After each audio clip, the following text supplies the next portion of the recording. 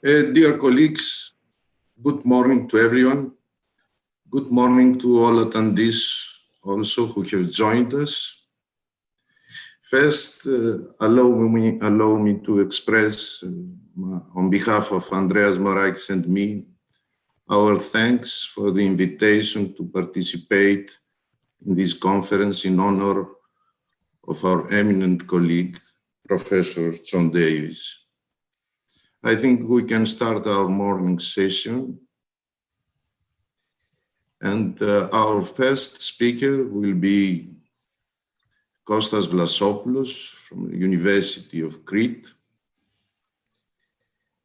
As we all know, his field of interest covers a wide variety of topics concerning social history, and he is going to speak on social change. Kostas, you have the word. Thank you very much. I hope you can hear me. Okay, there is a handout. If you look at the chat, you can see where you can download the handout from the webpage of the conference. It doesn't have passages because I'm not going to discuss passages, but I think it's useful in order to follow this paper. Like some of the papers yesterday, this paper will start from deconstruction. Try to look where we are once we accept the deconstruction of some major narratives of how Greek social history has been written. The second aspect will be to highlight some peculiarities of Greek social history, because without taking seriously those peculiarities, no new account of social change in ancient Greece can emerge, in my view. And the third is to identify some key factors that affected social change in the ancient Greek world. So I start with the collapse of three major narratives of Greek social history over the last 2, 3, or 4 decades, depending on the case. These narratives have dominated how we understand Greek social history, and therefore their collapse has very serious implications about how we write that history. The first is the idea discussed yesterday in various papers that in the beginning, in the Homeric world or the archaic period, there were aristocracies that dominated those societies. And in the course of time, in the course of the archaic period, and as we move into the classical period, those aristocracies lost power, and also the aristocratic cultures that dominated early Greek history were gradually democratized. As the work of Maït and Hans van Vis and Alain Duclouis have shown, there was never such a thing as hereditary aristocracies in the ancient Greek world, with 1 or 2 exceptions like the Bacchians in Corinth, for example. And also, this work has shown that the very idea of an aristocratic culture for ancient Greece is a very problematic idea. I don't have time to go into the details of that.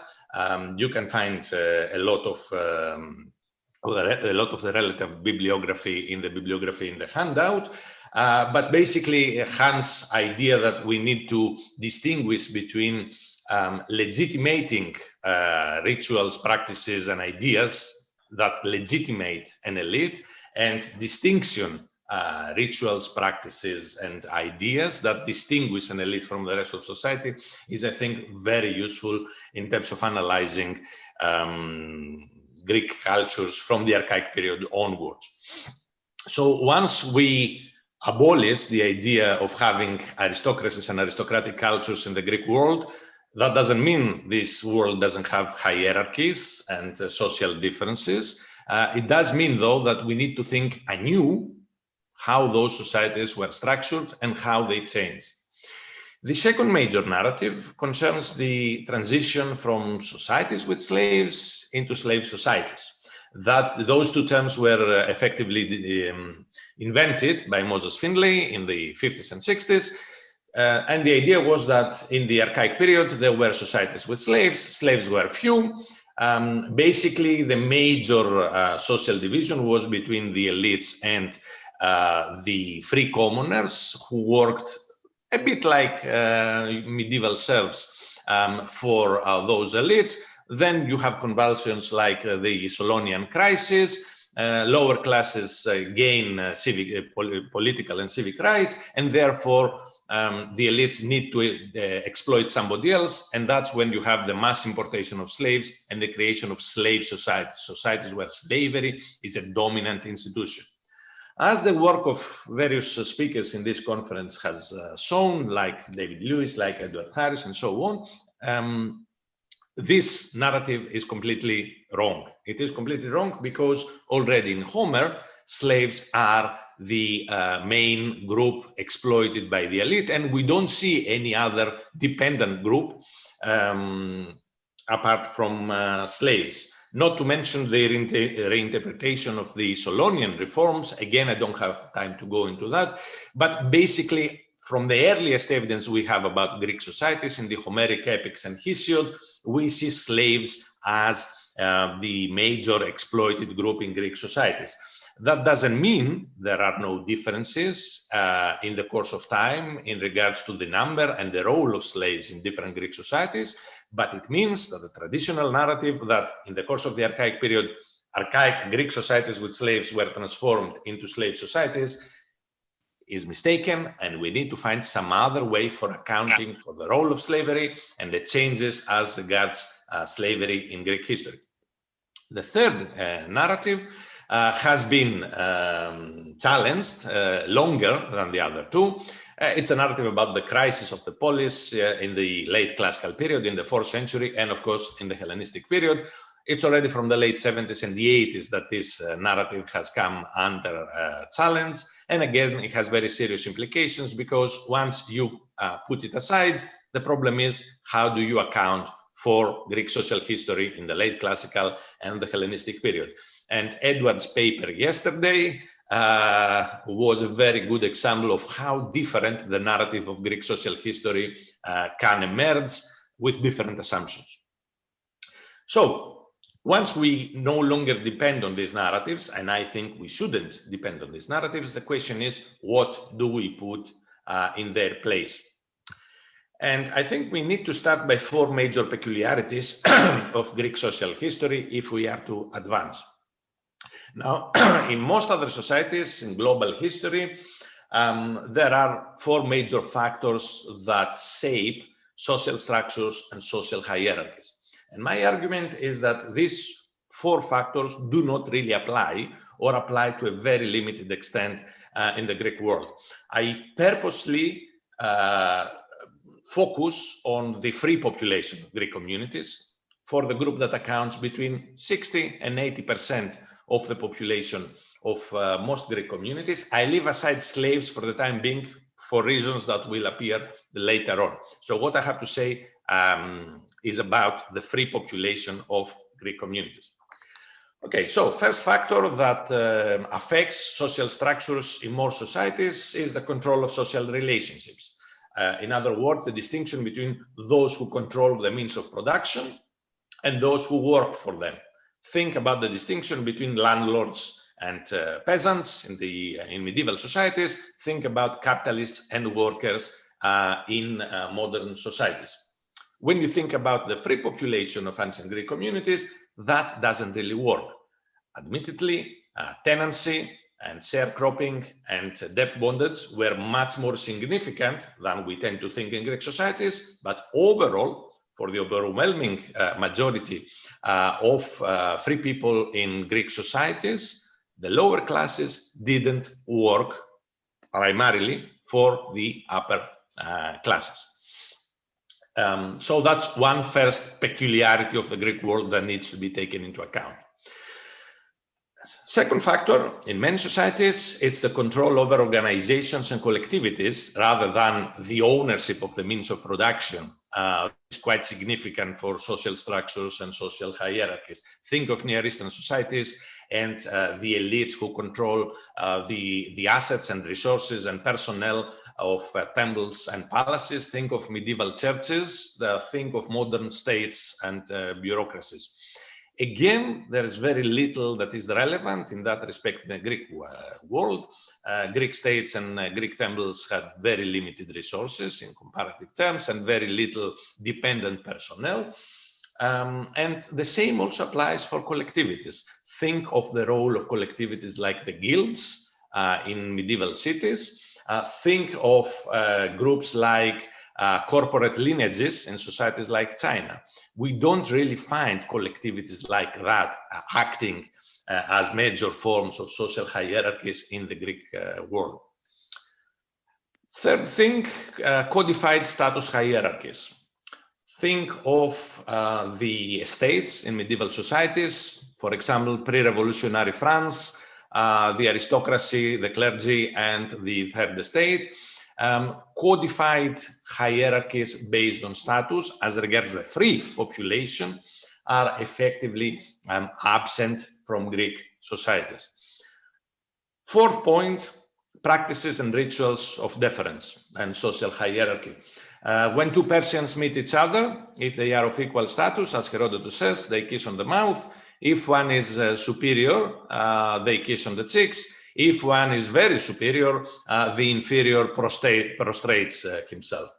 Think, when it comes to Roman history, of the rituals about the public appearance of important persons. Think of the rituals concerning patronage. Think of the rituals of vassalage in medieval societies.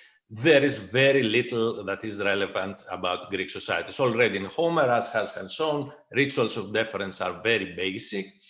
And generally speaking, there is very little in this respect that can be found in the Greek world. So if you put those four peculiarities together, I think what results is that Greek social structures are very unstable and inchoate in comparative terms. Neither control of social relations, neither of control of organizations and collectivities, codified status hierarchies, or practices and rituals of deference create a stable and coherent social structure. Therefore, if we want to understand Greek social history, once we accept those kinds of peculiarities, I argue that whatever coherence and stability, but also the factors around which social change took place in the Greek world are basically three.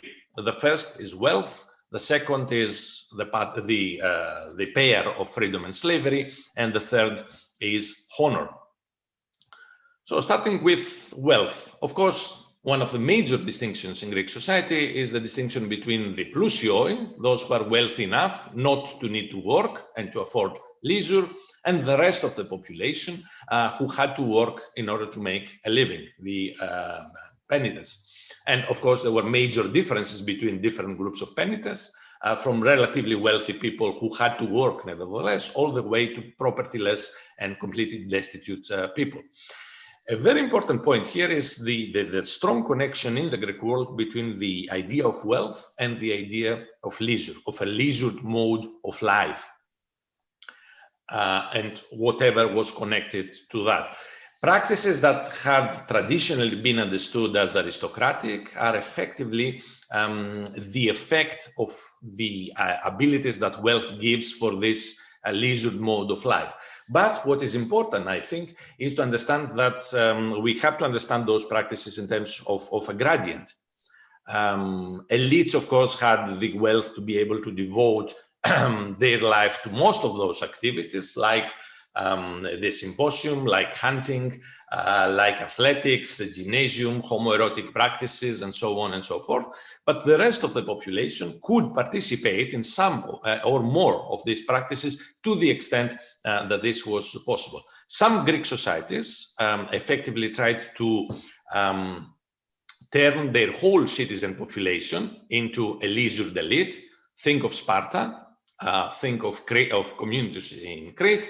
But even those who didn't try to do that, like, for example, Athens, from one point onwards, it's particularly interesting, the sort of things that Edward was talking about, how they try to ensure that a significant part of their citizen population will take part in those leisure activities like the gymnasia, like the baths, and so on and so forth.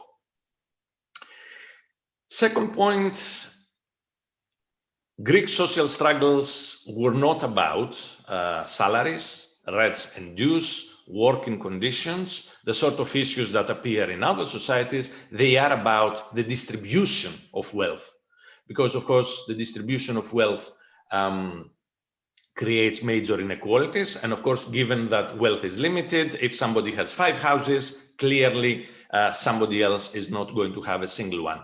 And this is a major reason that, as we know, the major slogans of Greek revolutions and social crisis were abolish the debt, redistribute the land, and it's precisely about the distribution of wealth that major crises happen in the Greek world.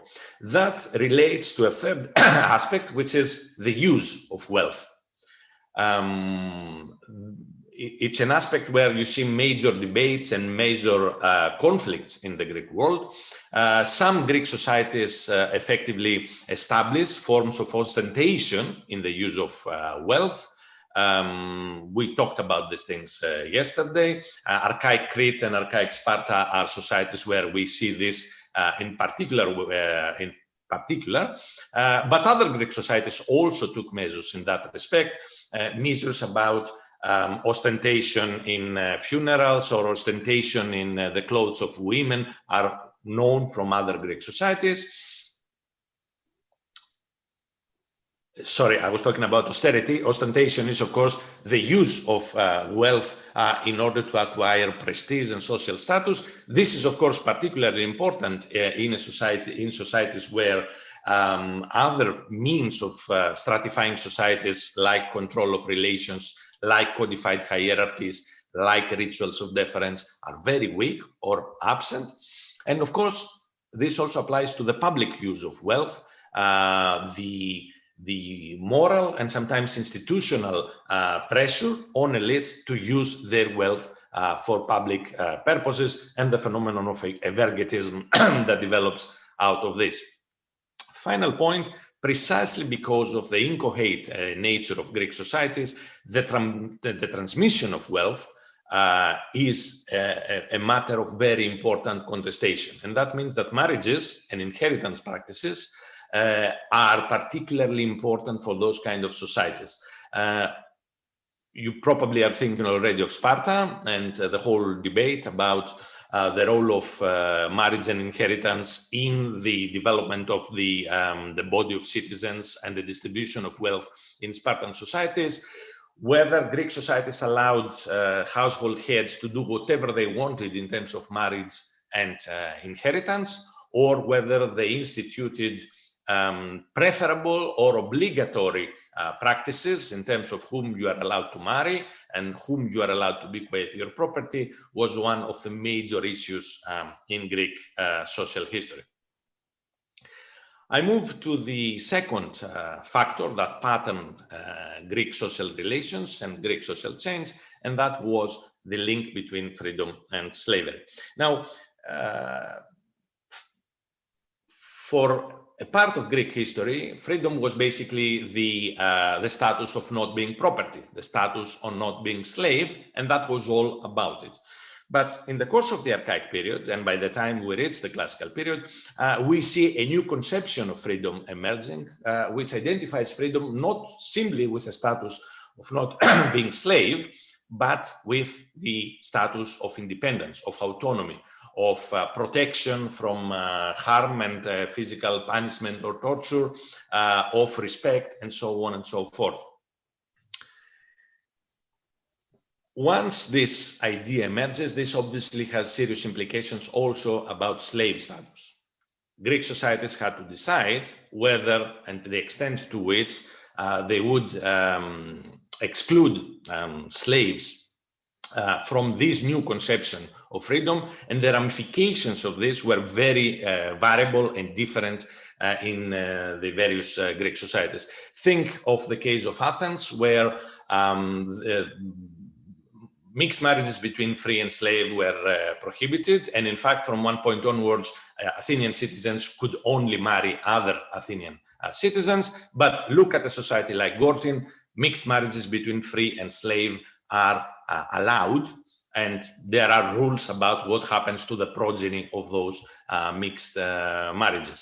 So this is one of the major aspects, as the work of David Lewis has shown. We shouldn't assume that the Athenian model applies to all Greek societies, but we should see how the different Greek societies applied this free-slave distinction in different ways. Final thing, while Greek societies were based on a basic distinction between free and slave, they didn't always choose to apply that distinction in all circumstances. As Mirko Canevaro has shown, there were very different ways in which this distinction could be applied. I'll come back to that later when I talk about honor. But think of the example, for example, of public slaves in the Greek world, as Polenis Mar has shown in his recent work. Greek states could decide to honor public slaves as if they were free people and punish them as slaves. So the polar, the free slave, the free slave pair could be applied in certain ways, or they could choose not to apply it for certain purposes. Finally, the variety of slaving strategies in Greek societies had very serious implications, because they created very different uses of slaves, and they also created very different kinds of slaves. Think of slaving strategies aimed at the maintenance of households, with the drudgery necessary for the everyday maintenance of households, and the use of slaves to extract their labor to produce wealth. Or think of a very different strategy, the use of slaves as a means of revenue, slaves who live and work on their own, but surrender a part of their profits to their masters. The use of slaves for gratitude, for prestige, or in positions of trust and authority. These were very different slave strategies, and they could create very major incompatibilities in Greek societies. And of course, that had very serious effects on how both free and slave people were affected and took use of those strategies. Third factor, honor. As Vincent and Polenis Mar have underlined in a recent article, which you can see in the bibliography, the best way to understand Greek form of status is by focusing on the role of honors and dishonors in creating different varieties of status in the Greek world. Greek societies accepted two basic distinctions, free and slave, and citizen and non-citizen, but using honors and dishonors, they could add things to those two distinctions, or subtract things. I think the best example is if one compares a metic and an atimos. An atimos is still a citizen, but with certain dishonors. A privileged metic with the privilege of isoteleia or ecdysis is a privileged metic. The metic is still a metic, the atimos is still a citizen, but in certain contexts and for certain purposes, in fact, you can see the metic having more opportunities and more rights than the atimos citizen. Second thing is that although there were these two major pairs of distinctions, free and slave, citizen and non-citizen, there were also a variety of other identities that free and slave people had in Greek societies. Of course, free and slave people were also members of families and, again, kinship groups. They had professional identities, they had ethnic identities, they were members of cult groups and communities.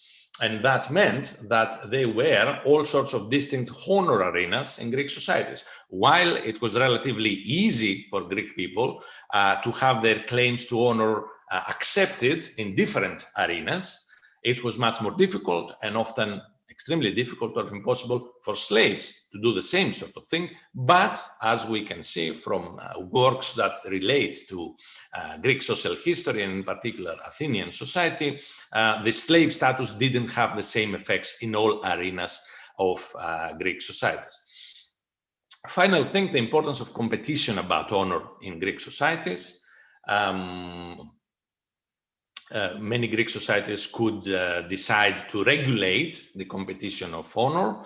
They could use honor as a means of eliciting appropriate responses from their elite citizens or the rest of their citizens, as Edward was talking about yesterday, or relate the honor to the services of different groups of citizens. That's where the Solonian census system comes into discussion.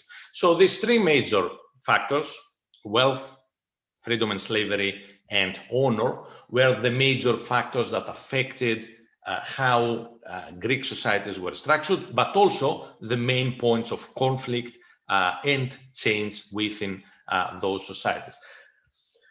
Next point is about the context of social interaction, because social change and social interrelationships took place in particular contexts, and each of these contexts was shaped by particular factors and particular relationships, and didn't necessarily move in the same direction and in the same ways.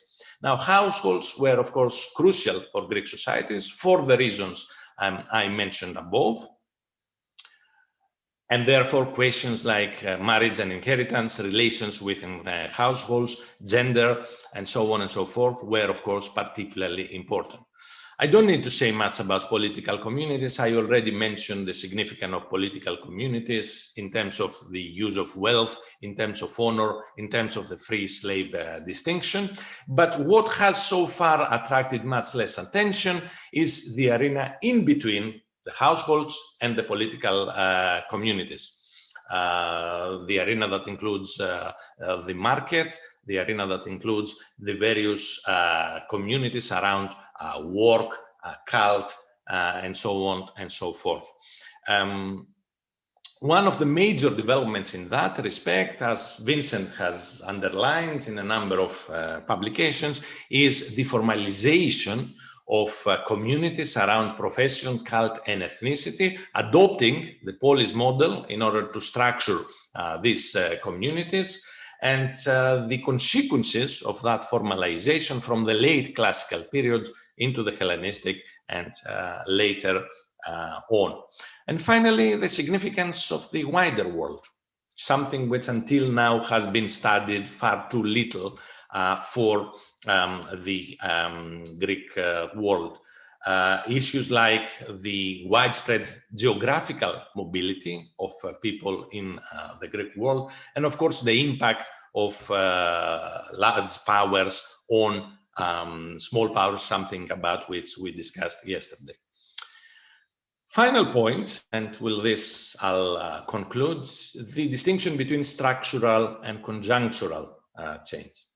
I want to bring the example of the Peloponnesian War as an example that I think makes quite clear what I have in mind. In the course of the Peloponnesian War, tens of thousands of slaves gained their freedom, and some of them even became citizens. And also, tens of thousands of free people became enslaved. In the case of Athens, we know that due to the warfare and due to the plague, lots of people lost their lives, and there was, of course, a very significant redistribution of property as a result of that. We also know that Athenians lost their possessions in the wider Athenian Empire, and that had, of course, very clear significances. One can add examples, but clearly, for tens of thousands of people, there was very significant social change in the course of the Peloponnesian War. But there was very little structural change. So we have a phenomenon where the lives of very many people are changed very significantly, while the structures within which they live their lives change very little or almost none at all. And I want to basically ask the question, is that a good model for understanding Greek social change? It is a particularly unstable and inchoate world with very little patterning and a lot of conflict around those major factors. Geographical mobility and that instability further enhance this image. So would it be right to say that, relatively speaking, there was a limited amount of structural social change in the course of Greek history, but a huge amount of conjunctural change in which events had a very major impact on the social life of huge numbers of people? I'm not sure I have yet an answer to that, but I think we can debate this in the Q&A. Thank you very much. Thank you, Kostas, for your enlightening insights into the problematic of social change. I think you can now hear to questions or interventions. You can use your digital hand to raise your hand or even to write your questions.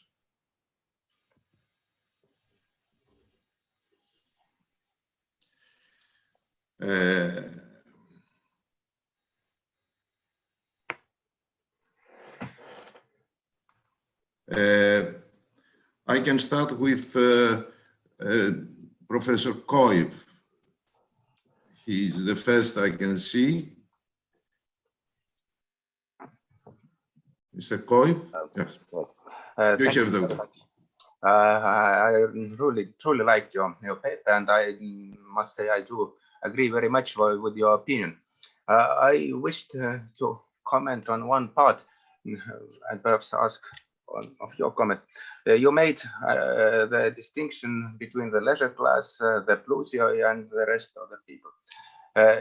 Now, this leisure class, or gentleman farmers, as Hans van Wees would say, or this cartel, as Gunnar Seletan would say, where, as you said, in some communities made up this the political group, while in the other societies it was the political group included also the rest of the people. So, and we clearly know that the first kind of societies were Sparta and Crete, as you said, and the other type is presented by Athens. Now, when we look at these two kinds of societies, and we'll ask who formed the bulk of the dependent population, then we, I think, find a very clear difference here. In Sparta, and probably also in Crete, the dependent population was mostly the local people. While in the rest of the societies, certainly in Athens, but I assume also in many others, the dependent population, or the bulk of the dependent population, was made up by the chattel slaves brought abroad. Mm-hmm. Do you not think that this is, in fact, the crucial factor in making this difference? Yes. First part of your argument, I think I didn't have time to go into details, but I think one of the two, we basically see the emergence of two modes of life, two lifestyles, the leisured lifestyle and the independent lifestyle. And they're more crucial because lots of people try to follow either both of them, if possible, or at least the independent lifestyle. And that has very serious effects. Now, of course, you are absolutely right. It does make a huge difference whether the reproduction of slaves in a society depends on the natural reproduction of slaves and slave families, like in Crete and like in Sparta, or it depends on the market. And that, in my view, is one of the major changes in the archaic period. Not that slaves were less significant before the archaic period, they are significant for more slaving strategies, and B, that the markets become a crucial factor. They become a crucial factor because they are the means of acquiring a significant number of slaves, but also because production for the market, the wines of various Greek islands, mean that slave labor is necessary for that kind of production. Therefore, the market becomes important both for acquiring the slaves and of also disposing of the products that slave labor creates. So I think we need a new narrative of the impact of slavery on Greek societies. But yes, the market and the importation of slaves is one of the crucial factors, and I'm sure David Lewis has lots of things to say about that. Thank you. Thank you. Professor Wekowski, you have the word. Thank you so much, Kostas, for this presentation. Almost entirely in agreement with you, with one exception that would probably lead me to also present some new points later on in my paper. But I think that the notion of aristocracy, if we define it afresh, is still a valid one, or at least interesting one. The hereditary aristocracy is not the only aristocracy we know. And one point to probably show the importance of this notion still in our, especially in the archaic period, is that the definition of leisure class in this case may not be enough, as some aspects of the leisure in question are much more specialized in lifestyles than others, and would actually require from their, say, users to be inculcated in a very specific culture from very early on. So even without being hereditary in terms of the pedigree, in cultural terms, it is, or at least to a large extent. So that would be the comment I would make. Thank you. Marek, I agree with you. I think all I wanted to do is to get rid of the idea that there is, let's say, an elite and a popular culture in the Greek world. This doesn't work.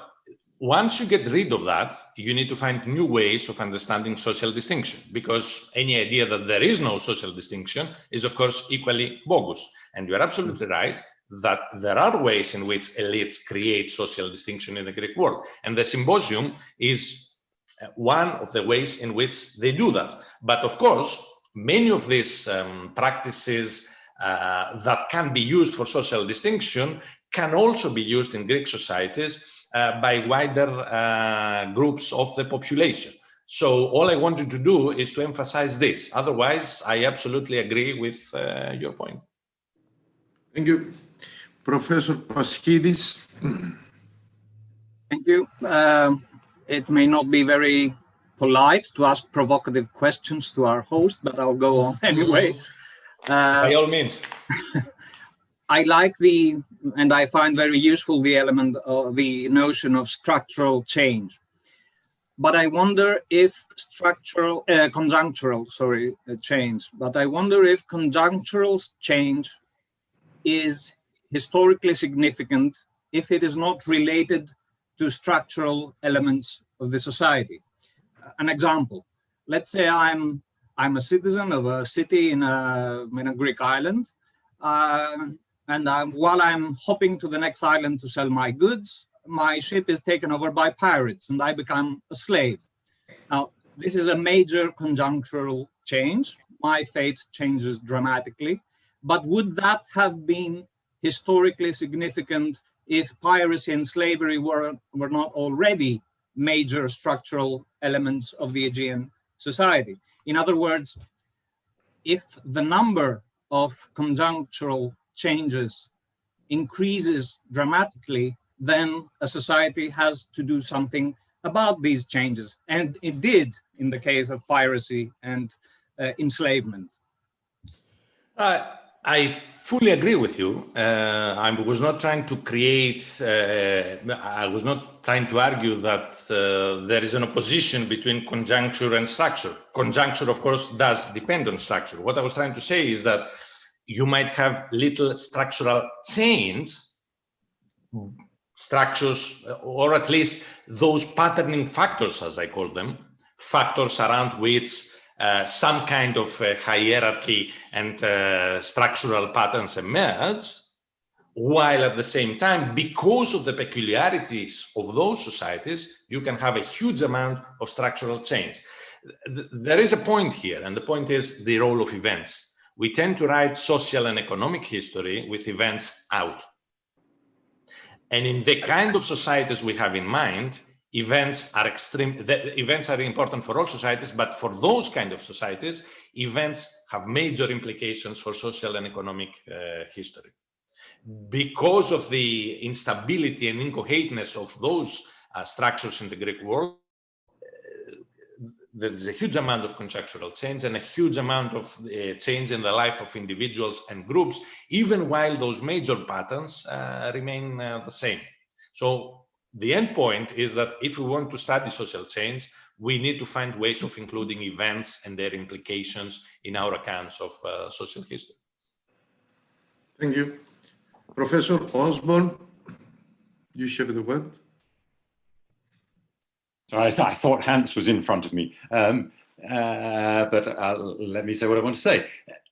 I wonder whether we would be having this discussion in the same terms if you'd organized your conference in a different order. Okay. So tomorrow, you're going to have Paula talk about literature, you're going to have me talk about material culture.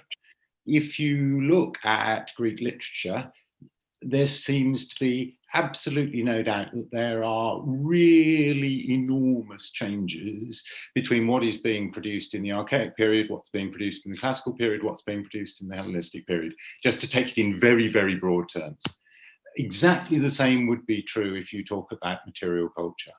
Now, if we can't write a social history that can explain those changes, too bad for our social history.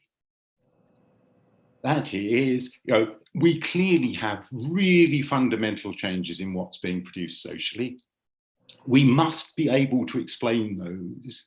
And the fact that there's lots of noise, all your conjunctural change, of course there's lots of noise, but there clearly has to be a story of big change to explain cultural production. Sure. It's a good way of clarifying what I meant by the lack of structural change. Now, I mentioned three factors: wealth, freedom and slavery, and honor. Clearly, the way I put it, or at least clearly to my mind, all these things were matters of contestation and conflict, and of course, how they affected things differed quite significantly in time and in place, in space.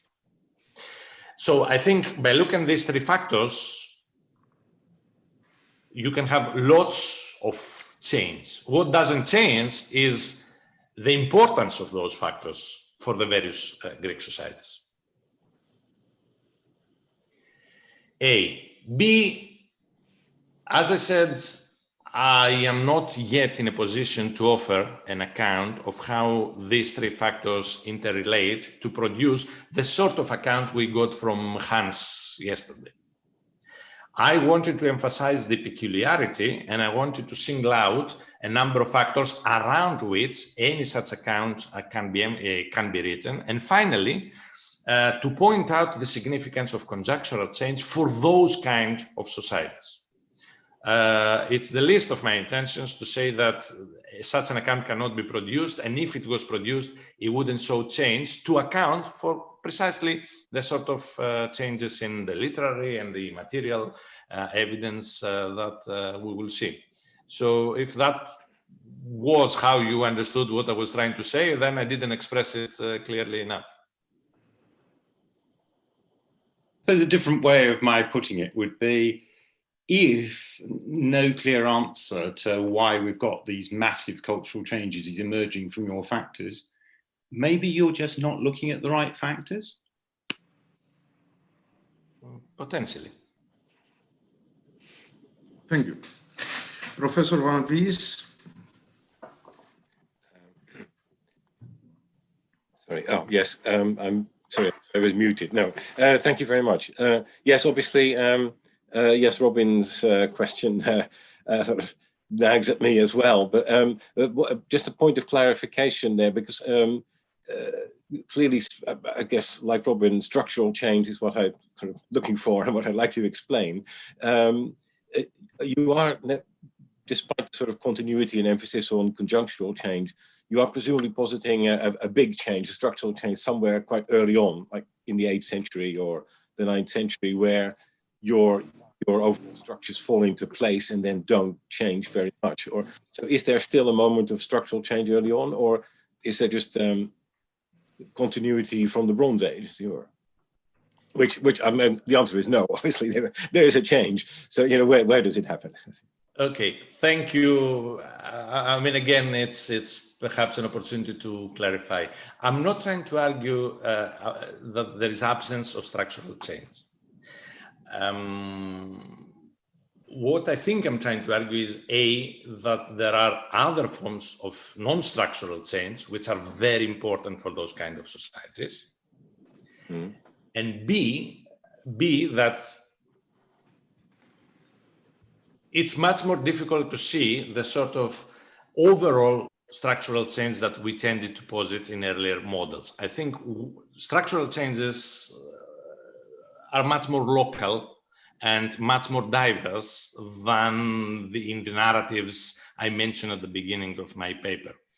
And I think that what is produced as structural change is local variations in the interrelationship between the three factors I mentioned.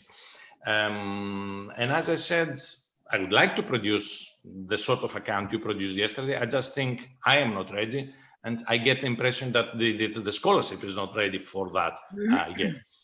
If my argument was taken that such an account cannot be produced, or that it would show very little change, I don't want to argue that. I just don't have the answer to that kind of question. But I suppose, if I may, I mean, your model of, which is extremely interesting, and I should have begun by saying how much I enjoyed your paper. But your model of how Greek society is structured and how it works, with the focus on kind of instability, I guess, kind of a lack of institutionalization, a kind of freezing of institutions, and that model in itself is kind of conducive to positing that you're going to see lots of conjunction. It's unstable, so you're going to have lots of conjunctural change, but there is no. I mean, I would argue one could take that same model and then perhaps look for what in that unstable society will produce structural change as well. Yeah, let me give an example. To look for. Sorry. Yeah, let me give an example of what I have in mind, because maybe that may clarify things. If you look at Homer and Hesiod, you see quite a bit of cases where free people work for people with wealth and power. Okay. Once you move to the classical period, stories like that start to become very rare in the sources. There are three different ways of interpreting that change. The first way of interpreting this change is that there is a new independent lifestyle that has emerged. Free people are not supposed to work for other people. This is considered as slavish. Therefore, it's a sort of issue that sources avoid talking about. In the case of debt, we can be certain that this is the case. We know that debt was a major problem, and abolish the debt was a slogan in the classical period. But while in Roman sources, you see stories about debtors and indebted people all the time, in the Greek sources, you never get stories of individual people owing to other people and being exploited and so on and so forth. So we know it is there, but our sources do not talk about it. Now, that's one interpretation. Second interpretation, and I think you would agree with that, is that in the course of the classical period, the increase in the wealth and the decrease in equality meant that more free people could afford not to work for other people. Therefore, it's a real change at the same time. Or there is a new idea of independent lifestyle, and this idea impacts how people think about themselves, and fewer people decide to work for other people, and the increase in possibilities of employment with trade and maritime issues and so on makes that more possible. Which of these three interpretations you choose will have effect on what kind of narrative of social change you want to write. At the moment, I cannot choose because I think there is an element of truth in all three of them, and I'm not in a position to, to choose which one of them is more significant, if that's the way of putting it. So I'm thinking more in terms of the factors that would have an impact on how you write this narrative than in producing that kind of narrative. So that's my point. Okay, thank you. Thank you, Kostas. Professor Giannakopoulos.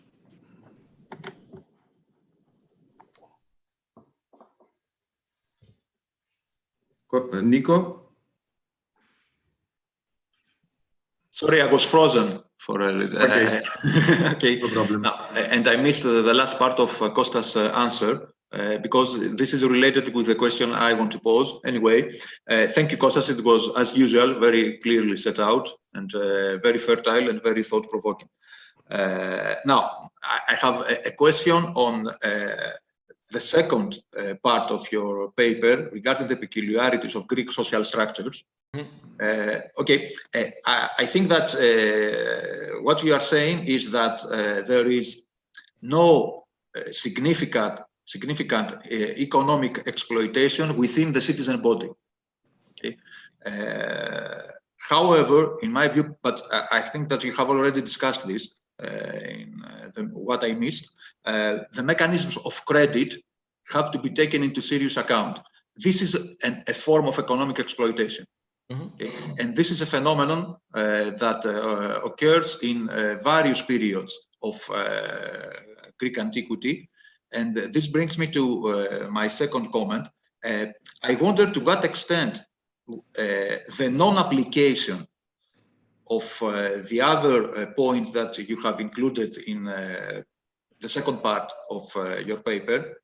So to what extent this non-application applies to later periods of ancient Greek history, especially after what Polybios called symbloky between Roman and Greek history took place.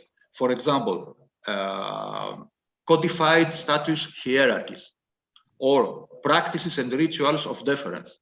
The epigraphic, at least, sources from the late Hellenistic period and more importantly during the imperial period demonstrate at least such tendencies towards such towards the not only the creation but also the stabilization of such hierarchies.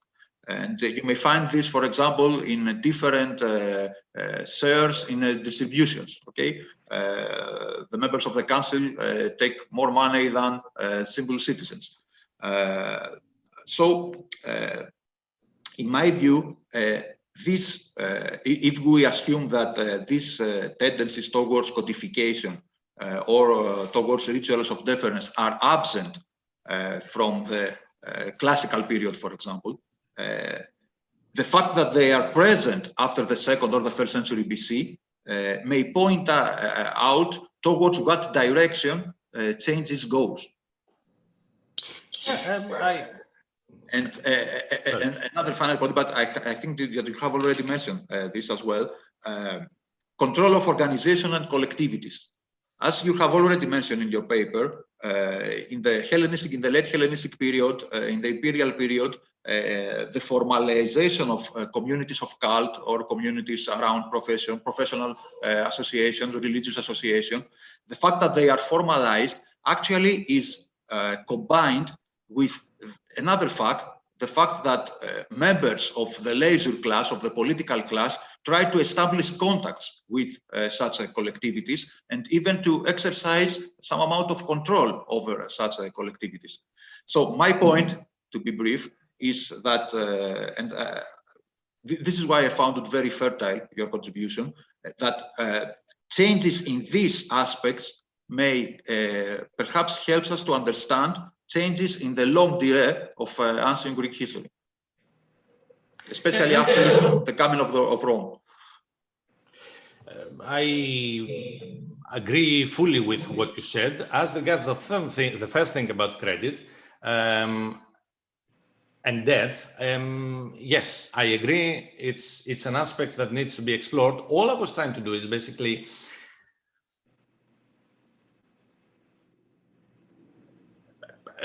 emphasize this thing. Are there relations of patronage in the Greek world? There are, but they're not institutionalized in the way they are in other societies.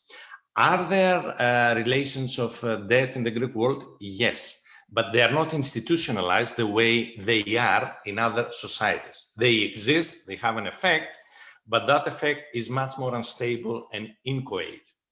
Are there people who work as wage laborers in the Greek world? Yes, there are, and many more than we tend to think. But do we have patterns like the patterns of capitalists and workers we see in our societies? No, because wage labor doesn't work in that way in the ancient Greek world. Clearly, that needs more clarification, how exactly debt and patronage and wage labor function in those societies. All I want to say is that they function in very different ways than with what we take for granted from the historical examples of the modern world or the medieval world that basically form our historical imagination.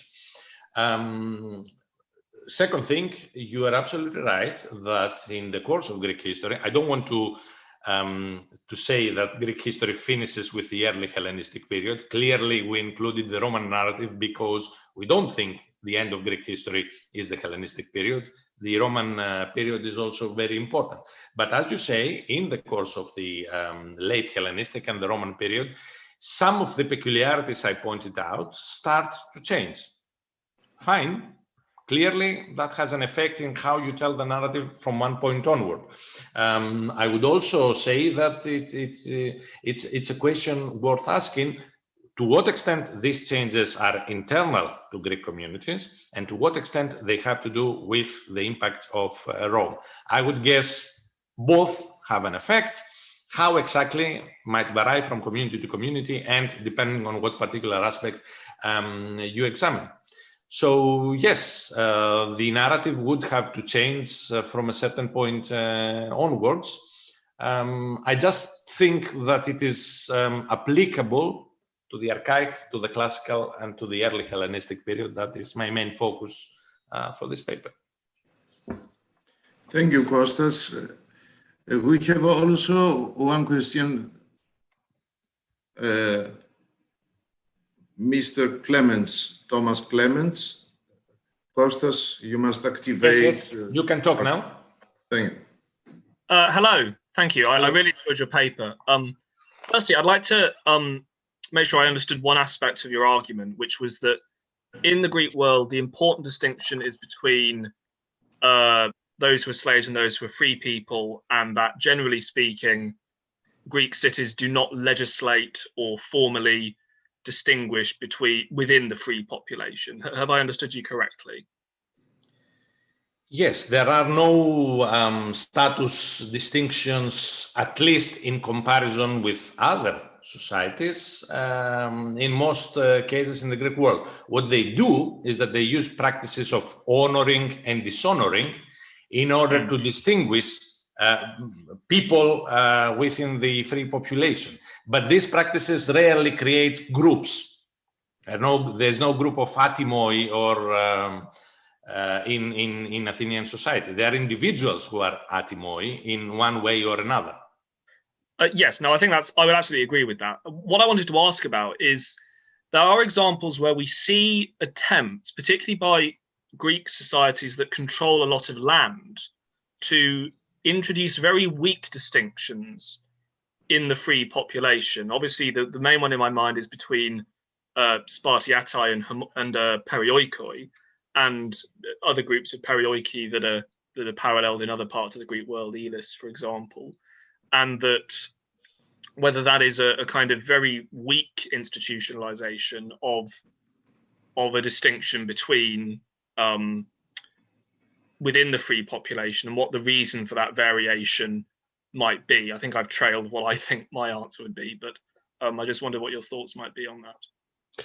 Well, I mean, clearly, the bigger point is, of course, in particular, given what Hans was saying yesterday about the significance of territorial expansion, there will be cases where territorial expansion will create dependent communities. And then the question is whether these dependent communities are basically inferior citizens or simply dependent communities who have come under the authority of another society. The case of the Perioikoi is a good example because in a way they're not Spartan citizens, but in another way there's a whole discussion whether what exactly it means that they are like a demonioi. So exactly. This, I think there is no problem with what I'm arguing because these are simply communities which are under the hegemony or under the authority of another community, and they're not considered as citizens. In other cases, that might be a consequence. Maybe in Asia Minor, it was a more common phenomenon. And then what I'm saying about the lack of distinctions among the free population would, of course, need to be qualified. Thank you. Thank you. Professor Gabrielsen, have you raised your head? Or? Yes, I had, but then I think Kostas has more or less entered into it. But now that I'm on, perhaps I can, add to that point a bit. Kostas, thank you very much for this very, very fruitful and very inspiring talk. I think, if I understood you right, that you are mostly moving on the polis or the individual community level. Occasionally you go to the sub-polis level. What I wanted to urge you, but this is what you just commented on, it was to move on to the supra-polis level, because there the things might be more messy. And the social relationships can be quite ambiguous. To formulate it very briefly, think of the Athenian pennies, the poor Athenian citizen, who as a Thetis or Zeugitis comes to Limnos as a landowner. And this is because his state has sought or arranged it so that there is an organization, the Athenian Empire, the Delian League, whatever you want to call it, an organization that has spearheaded the way for, meaning the landlord and tenant relationship between a Limnian and an Athenian. But back in Athens, of course, this Athenian would be a pennies and has been allotted a certain status. But I think you already did that. So, yeah. You're absolutely right. Clearly, with the context of social interaction, I was trying to emphasize that we need to move beyond the particular community and look at wider geographical scales. Clearly, that has not been incorporated to a significant extent into the argument of the rest of the paper. And that's a desideratum. I fully agree with your point that it's essential to move beyond the boundaries of one political community and see the effects of the wider world. If I not always, argue sufficiently on the basis of this kind of argument, that's a failure of mine, but I think I agree that we have to take this into account. Thank you. Thank you, Kostas.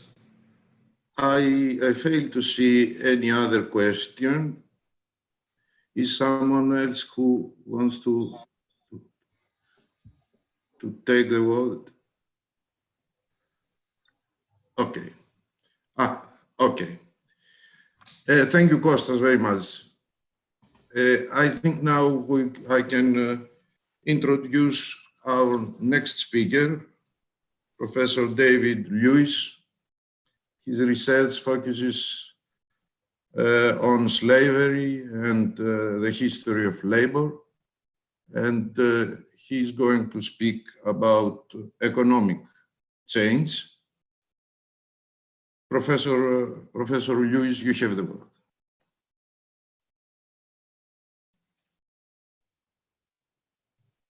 Not a professor yet, but thank you very much. Just a moment.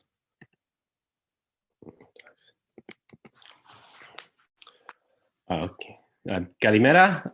Θα ήθελα να ευχαριστήσω την Καταρίνα και τον Κώστα για την πρόσκληση να μιλήσω σε αυτό το συνέδριο. Η φιλοξενία είναι εξίσου ελληνική και θερμή και μέσω Zoom. Εντάξει. So, a couple of decades ago, the question of economic change in ancient Greece was one on which archaeologists probably had much more to say than historians. The ancient economy, after all, was something marked by strong continuities. In Finley's view, the ancient economy was a fundamentally similar and unified phenomenon from the time of Homer to the time of Justinian. Rich citizens avoided investment in anything other than agriculture. Poor citizens were almost all farmers and concerned largely with making just enough to survive, that is, autarky. And the marketplace was avoided as far as possible, except by a small number of crematistic foreigners. What change occurred in spite of, not because of, these attitudes, and might largely be explained away as tracking demographic growth. That view of the ancient economy has changed a great deal, in no small part due to the many distinguished contributions by the honorand of this conference.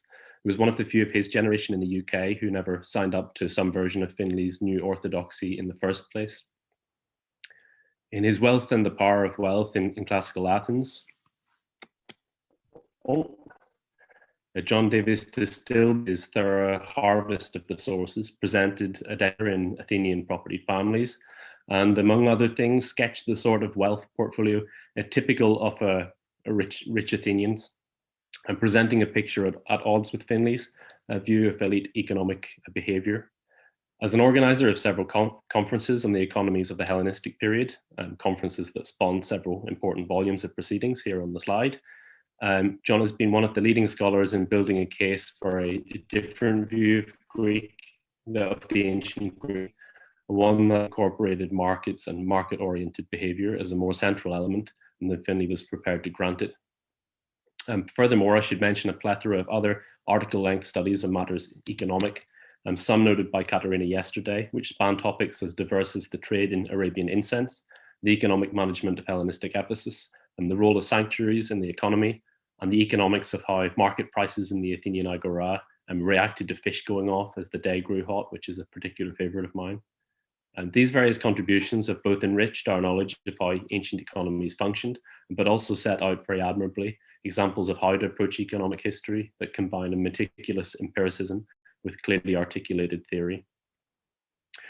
Others, of course, have contributed to this sea change in our understanding of how the ancient Greek economy functioned and how it might profitably be studied. And many of the present participants have made distinguished contributions too. So Robin Osborne's study of how the liturgical system stimulated market-oriented strategies among Athenian liturgists, as well as his work on the pottery trade networks. Hans van Wees's demonstration of the importance of wealth getting in the worlds of Homer and Hesiod. Edward Harris's contributions on markets, the division of labor, and the economic effects of law and state formation. Andrew Meadows and Katerina Panagopoulos' work on coinage and monetization.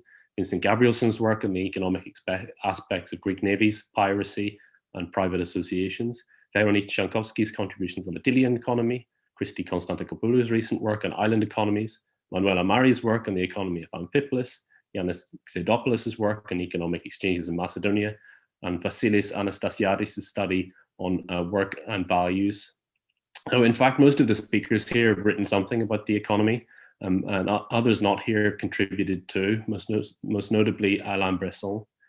I mention all this not just as shameless flattery, but to make a fundamental point. There is now widespread agreement that the ancient Greek economy changed rather a lot between let's say 800 and 400 BC. That change was generally in the direction of material growth. One can try to present this graphically, as did Ober in a recent book, or one can accept the basic picture painted by the historiographical sources, which, although vague and impressionistic, points pretty much in the same direction. So here we got Thucydides in the Archaeology talking about kind of a change from early Greece to the Greece of his day, and here Diodorus talking about essentially growth following the Persian Wars.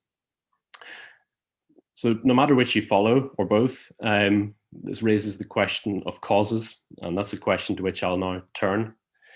So obviously, accounting for complex and comprehensive economic change over a period of 3 or 4 centuries requires a multivariate approach. It's certainly not a question of monocausal analysis. Rather, the task is to account for all the different variables at play and to document how and when they applied, and thinking too about regional differences and trying to come to some, at least qualitative conclusion about their relative importance. So I've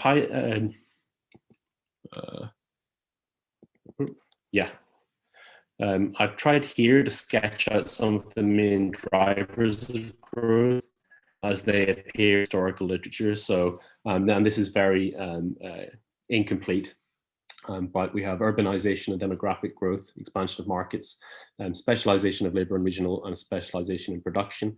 The role of the state, essentially, which some would just narrow to democracy, but I think most are more willing to consider various forms of state, and property rights and third-party enforcement of contracts, technological development, and then cultural factors too.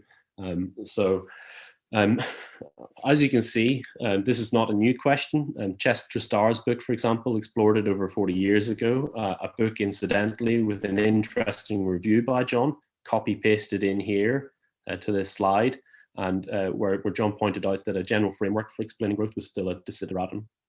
However, published in 1977, Starr's book was overshadowed by the no growth or next to no growth line taken by Finlay and his much more influential school. So my aim in this talk is not to produce such a framework as John called for in that review, which would be overly ambitious for half an hour of talking, and which we might discuss in the general discussion afterwards. Rather, my aim is to crowbar in my own particular interest in slavery to the list of drivers of growth. That list there.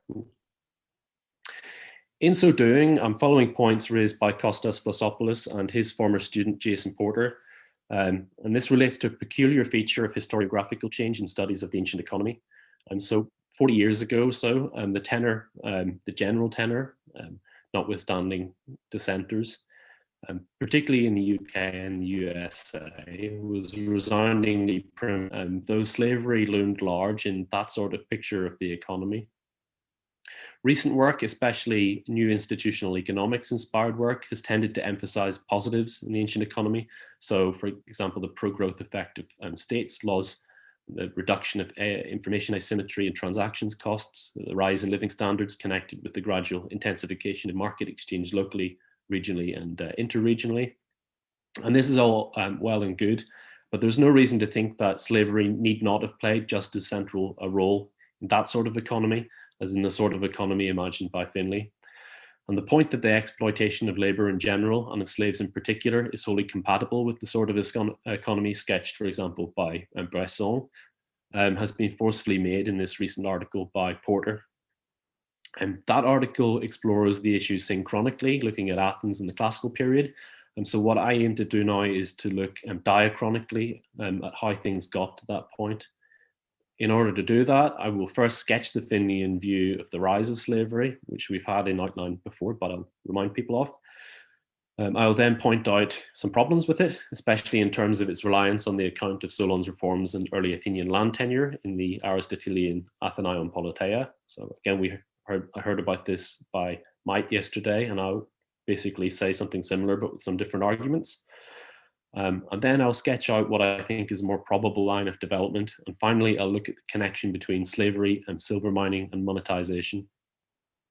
So first of all, the Finlayan view, which, as Edward has shown, owes more than a little to the work of Edward Meyer. The basic argument is this. In the early centuries of the first millennium BC, ancient Greek elites got their wealth from exploiting the labor of their poorer compatriots through systems of land tenure that forced the peasant farmer to work at the very least part-time, but more usually full-time, on the estate of the local notable big man, aristocrat, Vasilis, whatever you want to call them. This then was a world of tenant farmers, where all, or at least the vast bulk of the land, belonged to the elite. But in the early 6th century, Solon came along and freed the peasantry from these forms of semi-feudal obligation. The Athenian elite were, all of a sudden, left without a source of forced labor, and therefore filled this gap by importing slaves from foreign shores. Other Greek societies apparently followed suit, and thus emerged slave society, just as Kostas mentioned in the previous talk, a radical revolutionary break with what came before, and a complete revolution in labor relations. Even though this model has come under criticism, variants remain highly popular, and such views of land tenure and labor can be found, for instance, in the mighty recent tomes on archaic society and economy by Winfried Schmitz, and this double volume by Julien Zerbach. So these reconstructions all fundamentally rely on taking more or less as factual the information given on agrarian conditions in early 6th century Attica by the Aristotelian Athenaion Politeia. And I quote, "It came to pass that for a lengthy period factional strife existed between the elite and the masses, for the constitution was in all respects oligarchical, and indeed the poor themselves, and also their wives and children, were in slavery, metaphorically, to the rich. And they were called pelatai and hectameroi, for that was the rent, so the sixth, that they paid for the land of the wealthy they were cultivating. All of the land was in the hands of the few, and if they ever failed to pay their rents, they themselves and their children became liable to seizure. And all borrowing was on security of the body down to the time of Solon. It was he who first became the champion of the demos. Thus, the harshest and bitterest thing in the political system for the masses was their slavery, but they were deeply frustrated for other reasons. For one might say, they happened to have no stake at all in the system." End quote. However, it's worth taking stock of some serious flaws in this work's account of Solon's activities. First are the obvious anachronisms, and we might take, for instance, Solon's alleged coinage reform described in Ath Paul chapter 10, which seems to have occurred decades before coinage made its first appearance in Attica. And as P.J. Rhodes and Jack Kroll have pointed out, what seems to be going on here is that pseudo-Aristotle has consulted Solon's laws, seen the word drachma, and concluded that Solon meant coined silver rather than weighed silver, which was what was current in Solon's day. Another clear example has been pointed to in an essay by Edward from 1997, that pseudo-Aristotle, reading in that part of Solon's poetry that we today call Fragment 36 West, that Solon removed the horoi from the land, thought Solon was talking about an abolition of debts. So just as the word drachma in pseudo-Aristotle's day was characteristically used of a coin, so too was the word horos used of a debt marker, such as the one you can see in the slide here, that's placed on land pledged as security for a loan. And actually, pseudo-Aristotle assumed that Solon was using the word in the way that was current in the late 4th century, except that no security horos of this sort has been found dating to before 400 BC.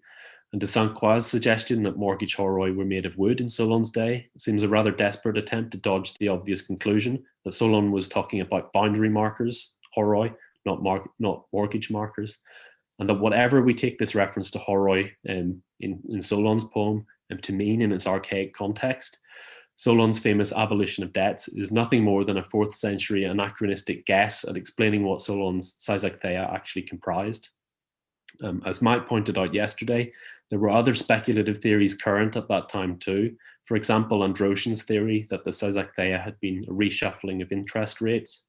But the fact that two completely different theories about what Solon's Seisachtheia involved, both promulgated in the 4th century and both based on strained interpretations of genuine Solonian material, the one derived from a line of poetry, the other from a Solonian law, only goes to show that nobody really knew by that point precisely what that reform had involved, and that enthusiastic local antiquarians thought the inconclusive archaic evidence that they had, mixed with a hefty dose of historical ingenuity, could solve the riddle once and for all.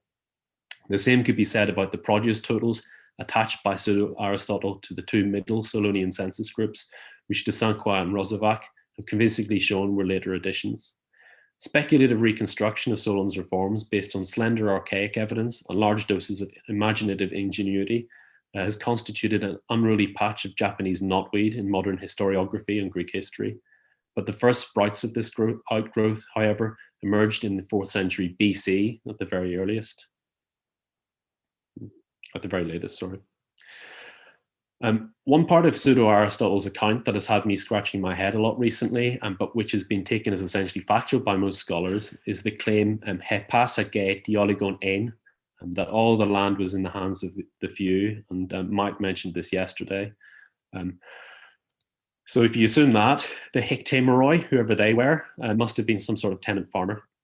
And just as an aside, I do accept that Hictameros is very probably an archaic term rather than a later invention, though there's a recent article by Misha Meyer that advances the hypothesis that the term Hictameros is simply an artificial piece of accidental crasis perpetrated by Pseudo-Aristotle reading a lost poem of Solon from the uncial script and getting the word breaks wrong, which I think might be the most ingenious hypothesis on the that I've ever read, though I don't believe it for a second.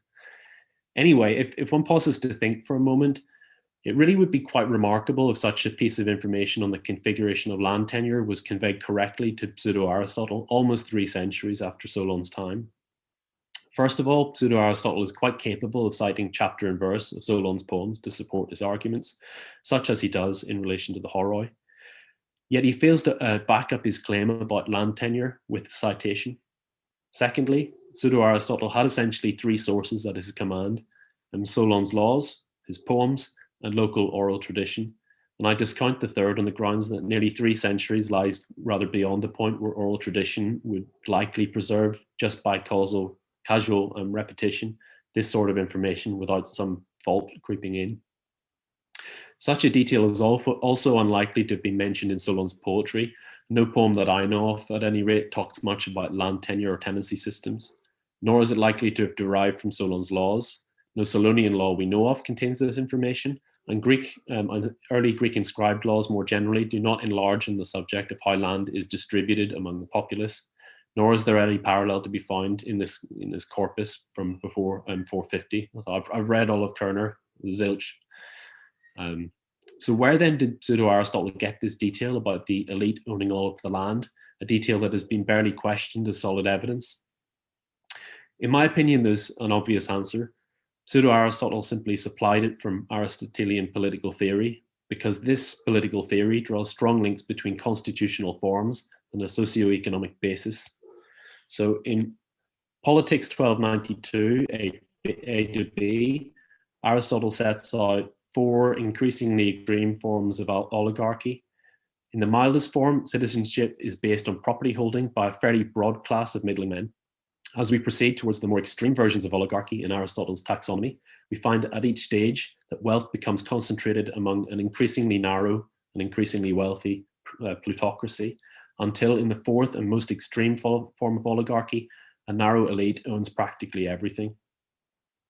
So if we think about Pseudo-Aristotle's task, which is a kind of antiquarianism aimed at informing practical political theory, and if we add to this both his slender archaic source material for Solonian Attica, basically the laws and the poems, and his philosophical paideia, then it does not seem too far-fetched to me to suggest that he read Solon's poems and laws and then tried to slot the facts he thus gathered into some sort of normative framework, so to fill out the background, so to speak. Reading Solon's poetry and trying to slot the society depicted therein into an Aristotelian theoretical framework, it is no great surprise that Pseudo-Aristotle chose to classify it as, and this is in the passage, all respects oligarchical. And such a classification supplied, as a matter of course, information about economic conditions for extreme oligarchy in Aristotle's scheme must be based on the governing elite owning practically everything. So in my view then, Pseudo-Aristotle's claim about the elite owning all the land is not at all based on archaic evidence, but reflects the author's attempt to reconstruct archaic Attica by slotting the information of Solon's poems into a normative Aristotelian framework, and basically reverse engineering information on the economic base through identifying and classifying the political system that those poems reflect. So, if we can't trust pseudo-Aristotle, whom can we trust? Finley's model required us to discount the many mentions of slaves in Homer's Odyssey and Hesiod's Works and Days, but in his investigation of the heroic oikos in his book Status Warriors, Hans van Wees showed quite conclusively that slavery was key to production, supplemented by a limited amount of test labor. And an essay of Edwards from 2012 in Revue des Études Anciennes has delved further into this problem. Tenancy is almost wholly absent from Homer and Hesiod, apart from one passage where the shade, or ghost of Achilles, claims that he'd rather be a Thes working for an akleros man, who very likely then be signed a tenant, but more estates privately owned by the elite and worked largely by slave labor, though partly by Thes labor. Below that, decently sized farms owned by those on the cusp of the elite, like Hesiod or Perses, again worked by slaves and seasonal Thes labor. And further down still, increasingly tinier small holdings where the owner's own labor constituted the central element in production. Below them too are landed estates, thetes, who work for richer men. But such men are not as numerous as slaves on the estates of the rich, and there is a good reason why. As discussed yesterday, and as Edward pointed out, the landscape, so far as we know from surveys, was not full until the end of the Archaic Age. So like Hesiod's father, who came to Askra from Aeolian Chemi, acquired land, there was virgin land to be taken into cultivation in many places in the early 6th century. So a good reason for seeing, and this is fundamentally a reflection of historical conditions, is that much the same picture can be seen in the classical Attic countryside. And here I completely agree with points that Mike made yesterday. And Solon tells us in his poetry that he did not accept demands to share out the land of Attica. And therefore, even though this is a very uncertain period, it's a more economical solution to discount pseudo-Aristotle and see basic continuities in terms of land tenure and labor, rather than to conjecture some sort of major revolution in land ownership patterns in 6th century Attica, where tenants somehow became owners of the land on which they worked, on which our sources somehow failed to mention. So if elites in Solon's day were basically slaveholders on the Homeric or Hesiodic model, why then is slavery not mentioned much in the surviving scraps of Solon's poetry? Well, perhaps we ought not to expect it to. It is political poetry and concerned with free Athenians and their politics, the political stakeholders, that is, the demos plus the elite, about whom Gunnar spoke yesterday. And it should be no surprise that Solon's poetry leaves out much of the economic backdrop, including slaves, apart from those who were free Athenians and had been reduced to slavery. But this was a political issue for free Athenians who were still free, but who might be at risk of falling into slavery too. So expecting a rounded picture of the background with the elite's workforce to be sketched in Solon's poems, I think is maybe to treat absence of evidence as evidence of absence.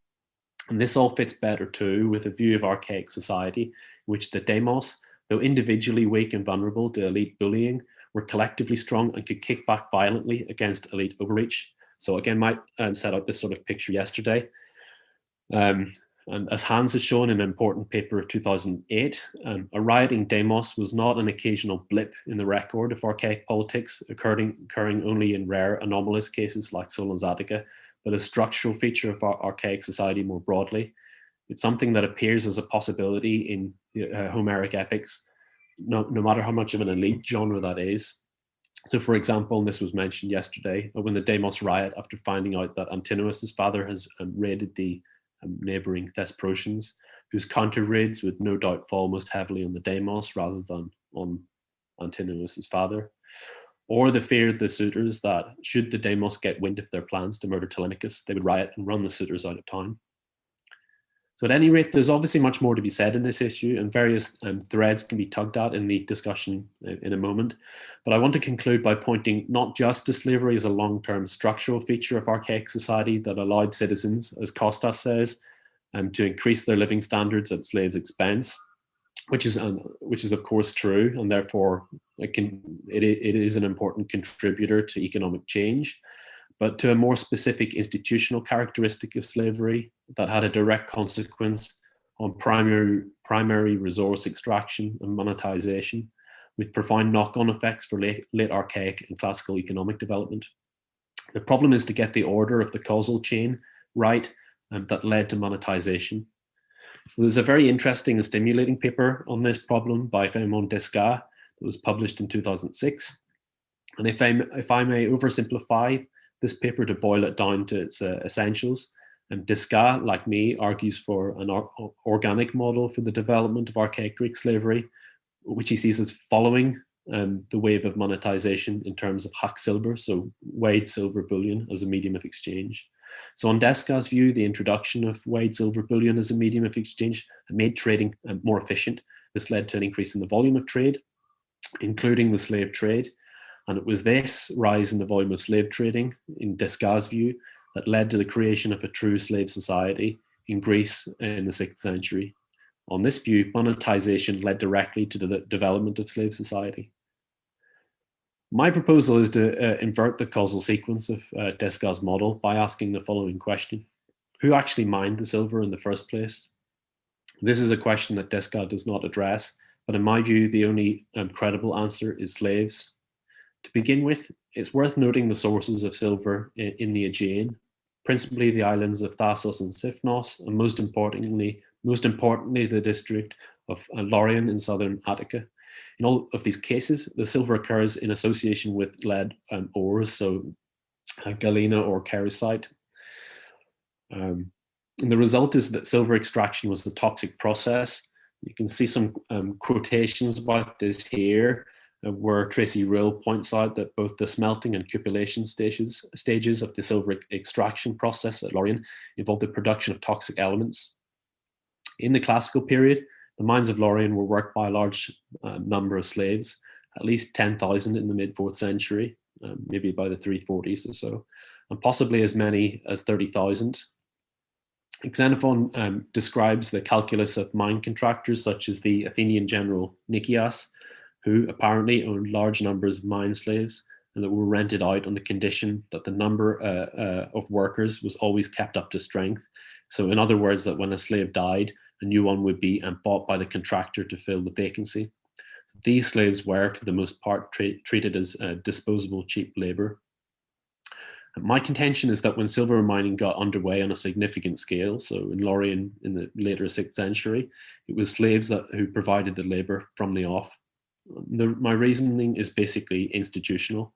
Slaves were different from other kinds of worker in that they were the personal property of their owners and as such could be compelled to do tasks of a sort that other kinds of worker could not. The property rights that slaveholders held give them the legal institutional tools to open up areas of primary resource extraction that simply could not have been exploited to anywhere near the same degree by the other available forms of free labor. So in other words, Porter is right in pointing out that a neo-institutionalist version of the economy should and can include slavery as a central element. So one doesn't need to be a Marxist or a primitivist to accord slavery a central role in Greek economic development. What about the other possible or alternative sources of mine labor?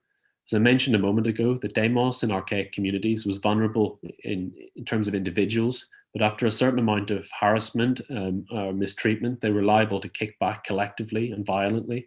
And those individuals, unlike slaves, were generally tied to a network of others by family and kinship. So the Athenian elite, I think, was never powerful enough, even in this early period, to frog march en masse members of the lower classes down the Lorien mines. And a graphic illustration of this is that not long after silver mining at Lorien began to reach significant levels of output, the Athenian demos rioted and established a constitutional order that placed the people in charge of democracy. So the likelihood is then that in order to get silver mining underway, archaic Greek elites, Athenian elites in this, the Athenian elite in this case, used slaves who had anyway, for very long, as long as we know, been their go-to source of forced labor. And these slaves mined the silver that lubricated the nascent Aegean economy and, in part, drove the remarkable economic efflorescence, economic change, that has been the subject of much recent work. I emphasize in part because my aim has not been to throw out the factors listed in my slide here on drivers of growth and place slavery in their stead. Rather, that I think that slavery should be added to the list, as Kostas and Jason Porter have argued, and his role in monetization appreciated as a crucial element in the economic development of Greece in the late archaic and early classical periods. So thank you very much for your attention, and I'm looking forward to the discussion. Thank you very much, David, for this comprehensive and stimulating depiction of economic exchange in ancient Greece. We can hear questions either by the panelists or the attendees. Please raise your hand.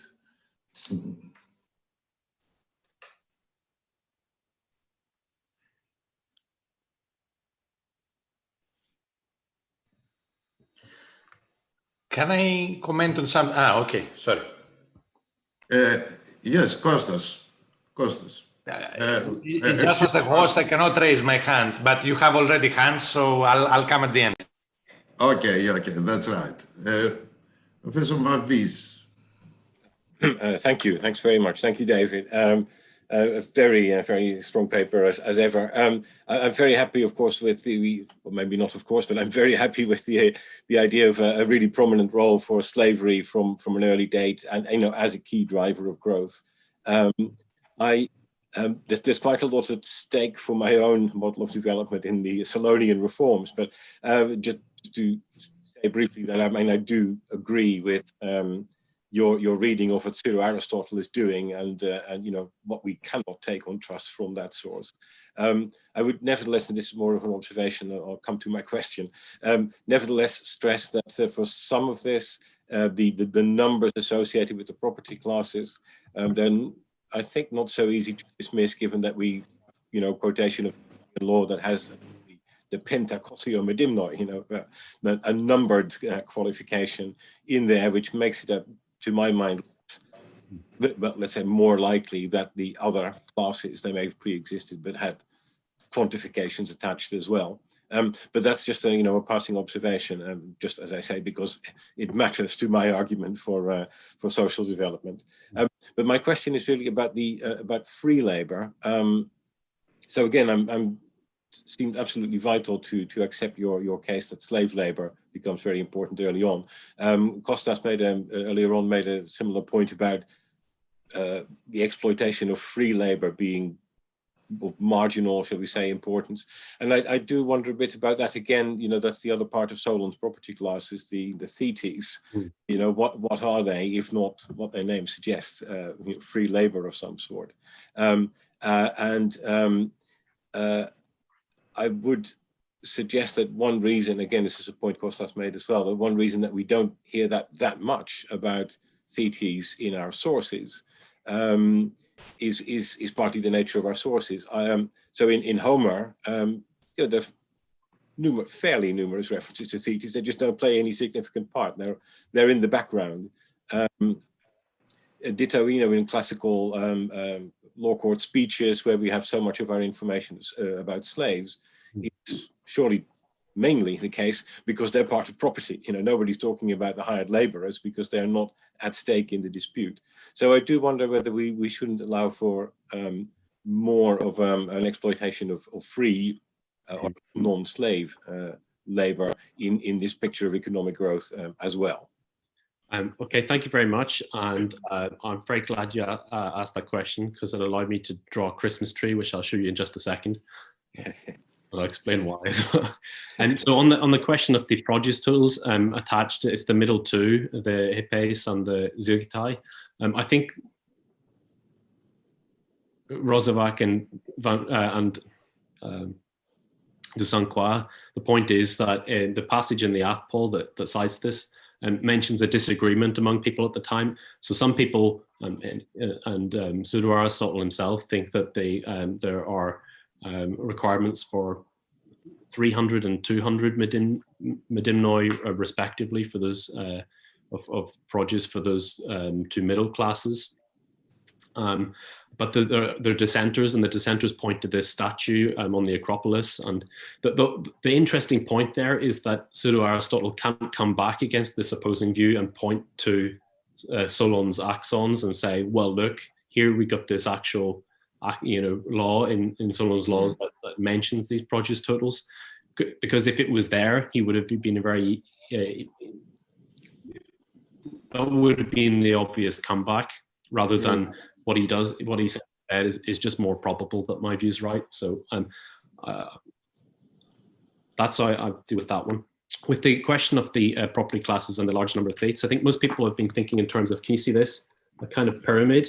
Okay, right, where you've got the richest people are in the smallest number, and then you have a larger number of hippies next down, and then after that you've got the Zugatai, and then this big giant proletariat of thetes, okay, at the bottom.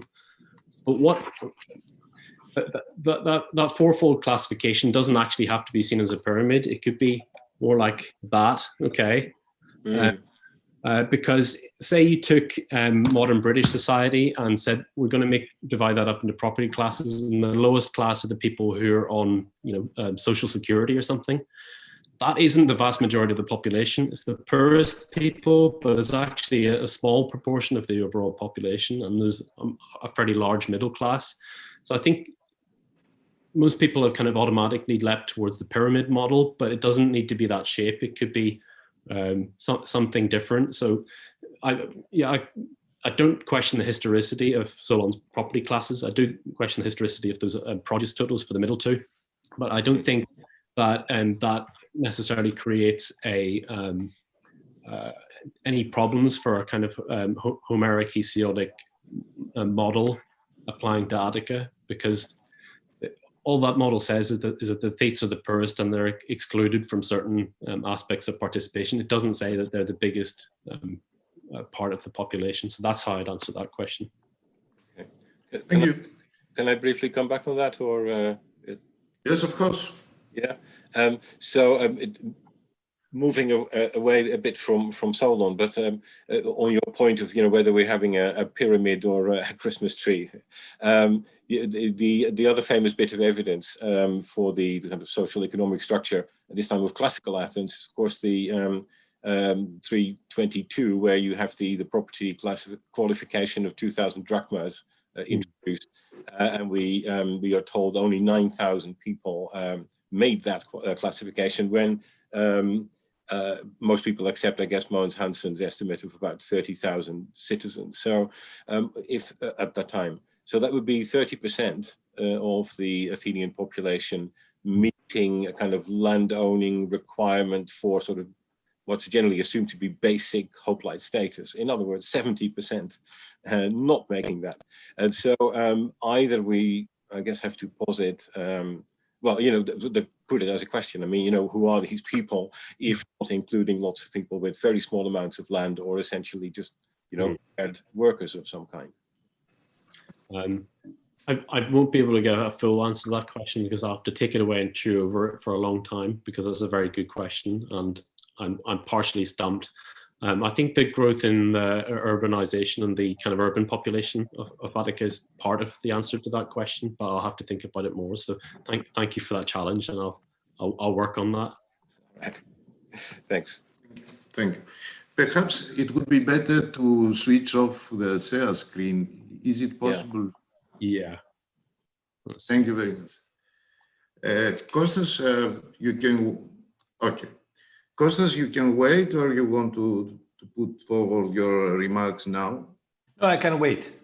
Okay, thank you. John Knight, one of our attendees. Kostas, can you activate? Okay. Yeah, okay. yeah. Okay. Hello? We hear you. Yeah. Hi. Hi. Well, first of all, thank you, David. That was a really fascinating paper there. I've just got a very brief question. If you're positing slavery at a higher level in the early archaic period, where do you think these slaves are coming from? Do you think there's any connection between the kind of expanding mobility of Greeks and Phoenicians in the early Iron Age? That's my question. Yeah, I think that's definitely part of it. So I think what our archaic evidence allows us to do is to come up with a number of options for slave getting. I don't think it's good enough to let us rank them in terms of which one's the most important. So obviously warfare is part of it, and reproduction's there in the Odyssey, because there's Dolios, he's got his slave family, he's got his children, Melanthius, Melanthio, and a bunch of other ones. As Edward pointed out in his article, Eurycleia is a wet nurse, so she's obviously had a child. So that's one of the other options. Debt's obviously there for enslavement in Solon's poetry, and piracy obviously is important early on in terms of privately organized sea raids, as Hans showed in his 2013 book. And certainly trading with barbarians. So I think in Homer, we find some Sidonian slave women that someone, Menelaus possibly, or Paris, I think, picked up in Sidon. We find, obviously there's the Sicilian woman who's the kind of slave wife of Dolios in the Odyssey. So there's some sort of acquisition of slaves through foreign trade.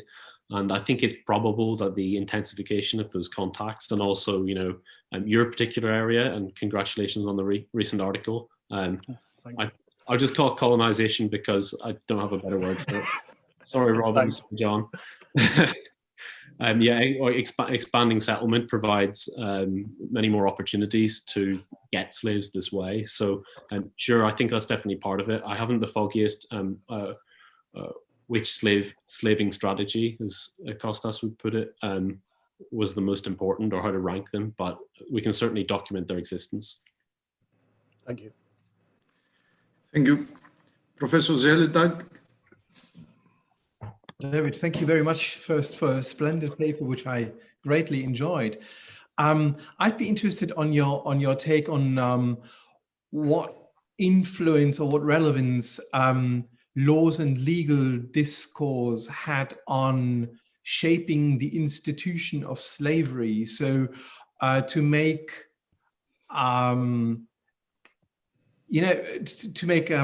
something, to somewhat standardize what was to be slavery from all this muddle of different slaving strategies. So you had subdued neighbors, so subduing the weaker neighbors, but also piracy and chattel slavery. And so you had a muddle of slaving strategies, which were to become, I believe, a certain standardized institution of what slavery meant. Or what is your take on that?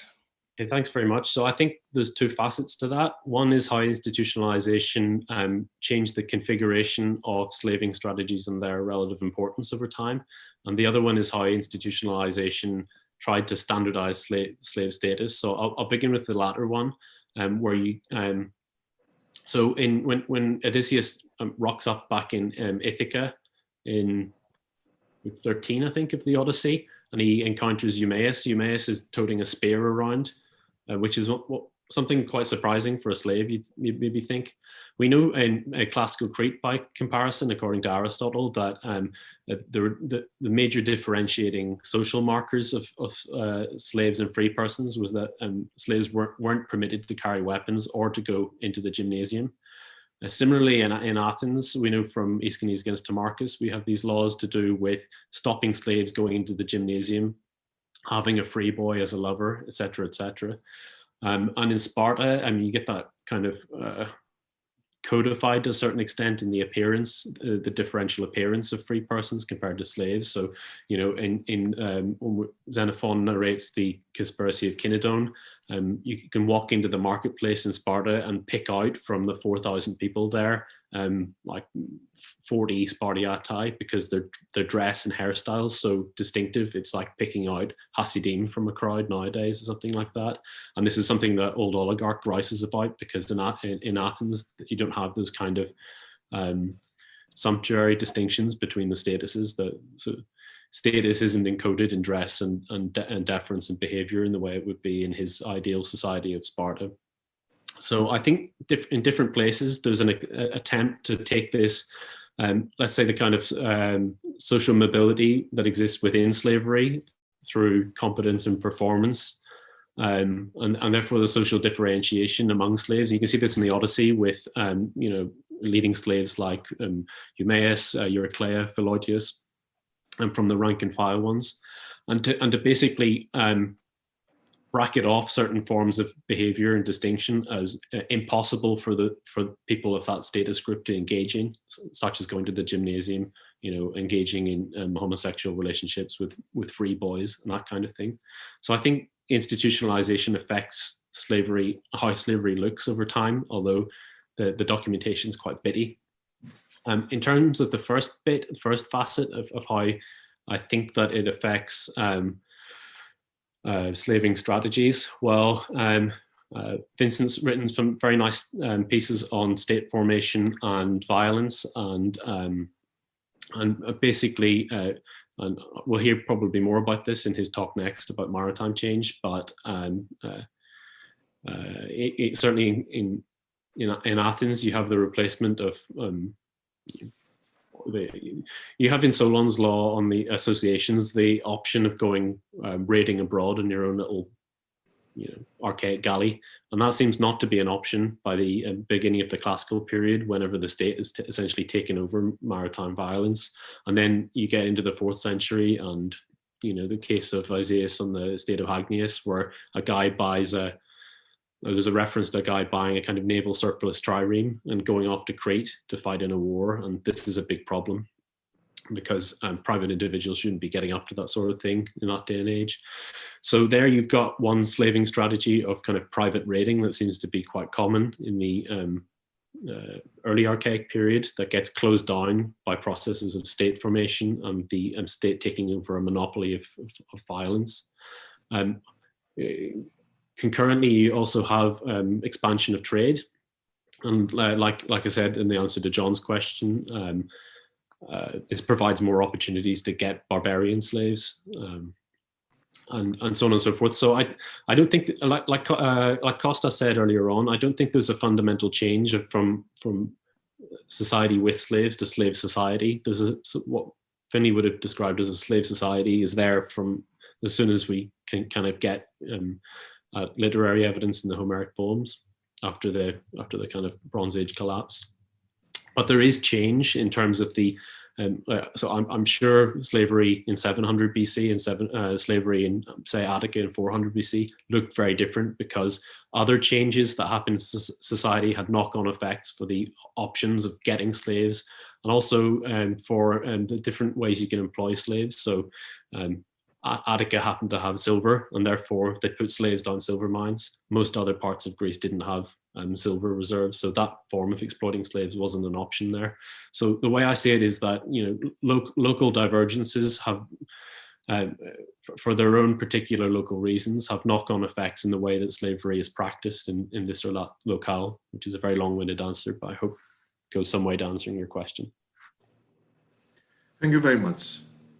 Mr. Clemens, you have the word. Yes, thank you. Thank you, David. Very interesting paper. I wanted to ask a question about the extent to which some comparative insight might either support or challenge your model. Because if I've understood your argument correctly, you are interested in slavery as a driver of not just economic change, but of economic growth. Is that correct? That's right. Yeah.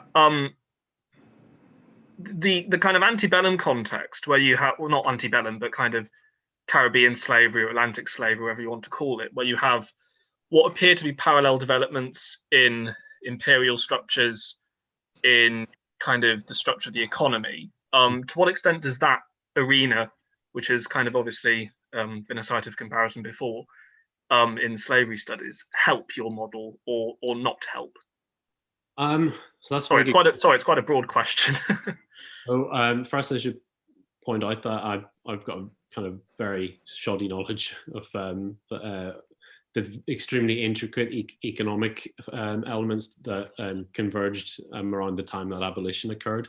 But there's been a very long debate on this in American studies, and even goes back to kind of when slavery was still in place before 1865, when abolitionists, one of their arguments was that this is not capitalist, because the North had a much greater level of capital development in terms of factories and that kind of thing, and therefore that this is an anti-capitalist and a kind of feudalist form of production, and it's fossil, and we should get rid of it, not only for that reason but partly for that reason. There's a kind of a lot of propaganda on both sides. I think so. Even though it's controversial, I'm quite a fan of Vogel and Engerman's Time on the Cross, and I think they showed, at least for much of the 18th and 19th century, slavery was enormously profitable, and that's why was one of the reasons why it's so enduring in the South. Towards the middle and late 19th century, I'm not so sure, and I've heard various arguments about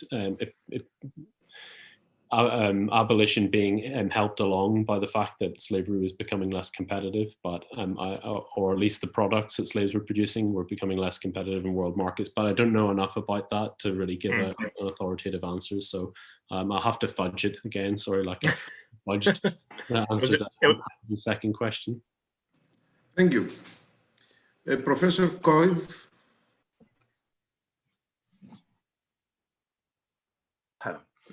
I wish to thank you very much. I truly enjoyed, and your paper very much inspired and encouraged me. So I wish to return to the Solon now. I do very much, of course, agree that we cannot rely on the Athenian Politeia, must rely almost solely on this 36 west of Solon, which is, of course, from which the piece of evidence from which Athenian Politeia derived its presentation. And I do, again, of course, I agree with you that understanding of the later authors about this horoi was a guess, principally, and that they were mortgage stones was a guess. But a guess can be also hit the point, actually. This we cannot exclude this possibility that they had to do something with deaths after all. And therefore, my question would be, that in this poetry of Solon, in these verses, there were those who had Creus fugontas, who had fled because of the deaths or whatever they were. One thing, how to would see this, and the other thing, there were those people who were in the shameful slavery at home, who were not sold abroad. What to do with these people? How would you see these groups? That's a very interesting point. So thank you very much for that. And doesn't he say that some of them are a slave dikaios and some ektikos? So I guess that would we know from Solon's laws, and I'm a bit more of an optimist about.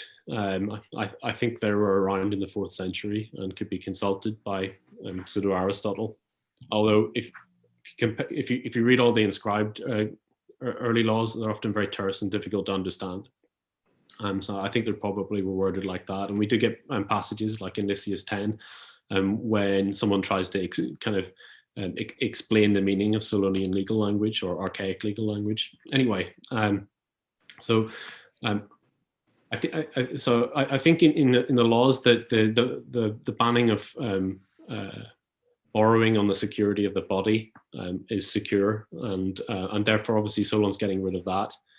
And the illegal enslavement of people. I think we find mentions of that sort of thing already in Homer, when suitors will threaten to, just get some Odysseus or Eumaeus coming into town and ship them off and sell them to some king in Sicily who apparently mutilates everyone, something like that. I think on those people, again, just as with the Thetes, there's been a general assumption that they must have comprised a massive proletariat. And Peter Hunt made this point in a recent paper that Solon just mentions that there are cases of this. So we don't know whether this happened to 5 people or 50 people or 500 people or 5,000 people being enslaved for debt. And it could just be the case that this is such an egregious thing that a free person is being enslaved by another Athenian. And this is not the sort of thing that people should do.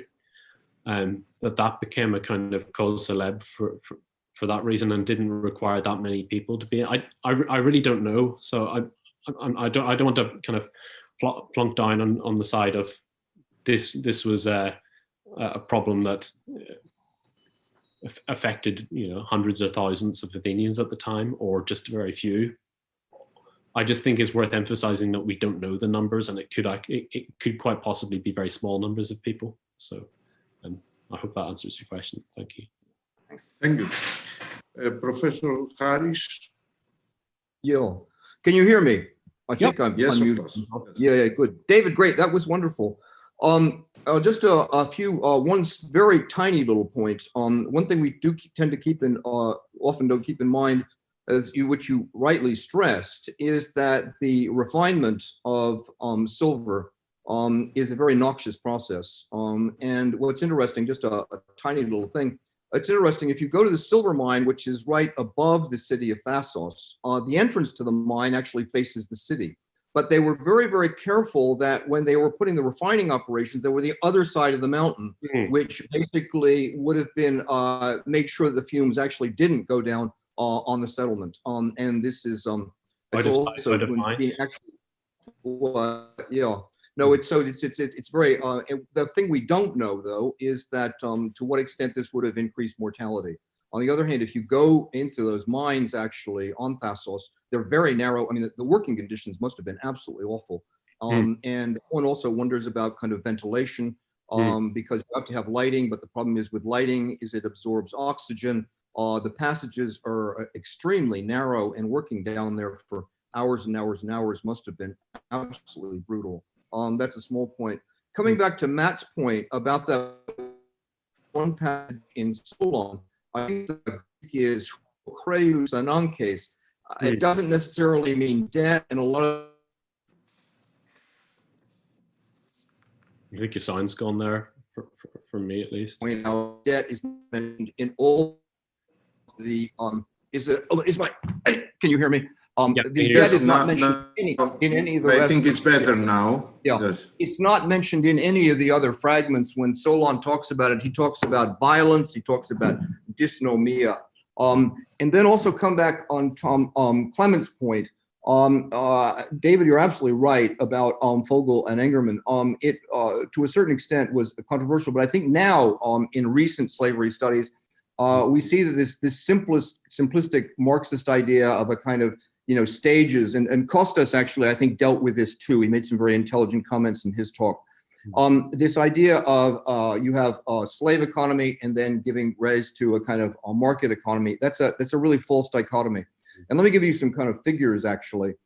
In the 18th century, most of the sugar production, up to about 80%, was actually coming from Cuba. And this is not just self-sufficiency. These are production for market, which was then being taken in ships and going to Europe. Also in the 1850s, cotton production in the South was producing something like 80% of the world's cotton, which was going to actually, and that's where the British were getting it for their cotton mills. They were heavily dependent on that.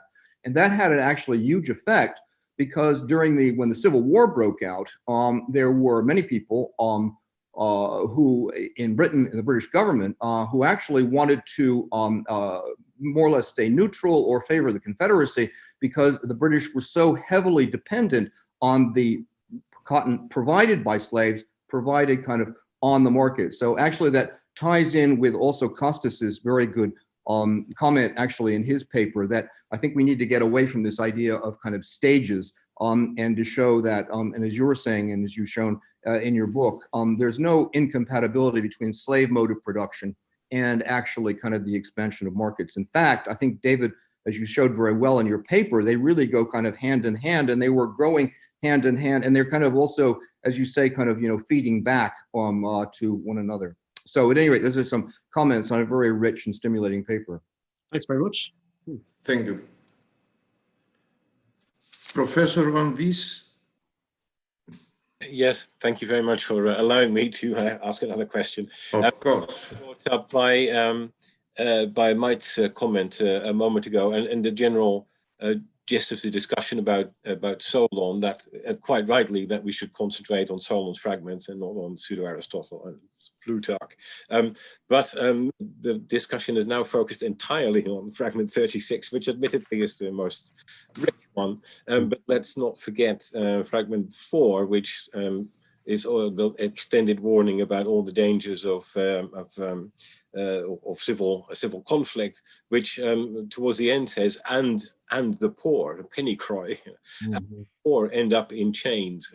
So that flagged up before the reforms, as a major part of the issue, something that does sound like quite violent slavery for something, whether debt or other reasons. And also, let's not forget some of the other post-reform fragments where Solon, admittedly, self-interestedly, but says anyone else than me, there would have been bloodshed, there would have been fighting in the streets. When also he says, I refuse to let the good and the bad have equal shares in our fat land, as it were. So, which Aristotle there, obviously just making inferences, but very plausibly, surely, takes as a call for a redistribution of land, which Solon refuses to go for.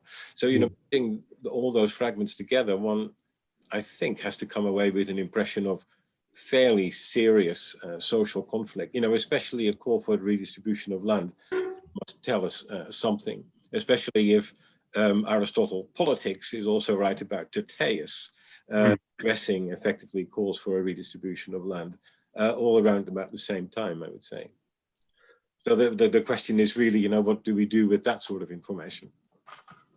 Yeah, no, I absolutely incorporate that, and I agree with your point. And I think on the question of anachronism, this isn't an anachronistic idea that he's talking about, or that the demos were raising the question of redistribution of land at this early point, because like you say, the Spartans conquer Messenia and they don't leave the tenure regime as is there. They chop it up and divide it up, just as early Greek armies divide up and redistribute spoils more generally.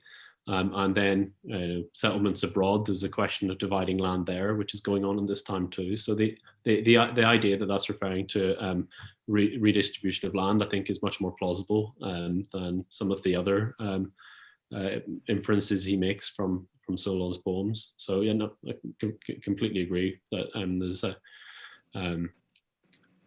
big problems being described here, and also with Mike that Solon's a conservative. He's not talking about a revolution. He's talking about basically putting the good old days on a firmer footing through institutionalization. And Mirko Cannavaro's got a forthcoming paper on this, actually. Thank you. I think we have enough time. Kostas, since I failed to see anyone else. Kostas, you want to take the word? Thank you. It's a comment on David's paper, with which I fully agree. And it's about the significance and the importance of reading the Roman historians for Greek historians. If you read Livy, there's plenty of stories when he talks about Nexum in Roman history. There's plenty of stories he has to tell. The soldier who is in debt bondage and he's the object of sexual attention by his debt master, and he's raped, and he goes into the market with the iron chains in his hands, and so on and so forth. Now, the Athenians have stories about the archaic period. Pisistratus and Solon and Salamis and this and that. They don't have in any of the ancient sources any story like that. And I think there must be a reason for this. There is no oral tradition that tells stories about debt bondage at the time of Solon. And there's no invention of such stories in later periods. I think this is a significant thing we have to take into account as I mentioned it in the discussion of my paper. We know that bondage was an important phenomenon in the Greek world and that relations, but we don't get stories about that. And we need to evaluate the significance of that phenomenon. Thanks, I'll have to think about that more. Okay. Thank you very much, David. I think it's time for coffee break. Am I right? Okay. We'll be back at 1:15. Thank you very much.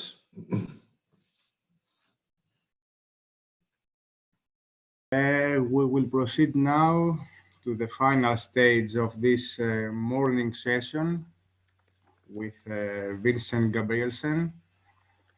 Allow me to say a few words about Vincent Gabrielsen. He is professor of ancient history at the Saxo Institute of the University of Copenhagen.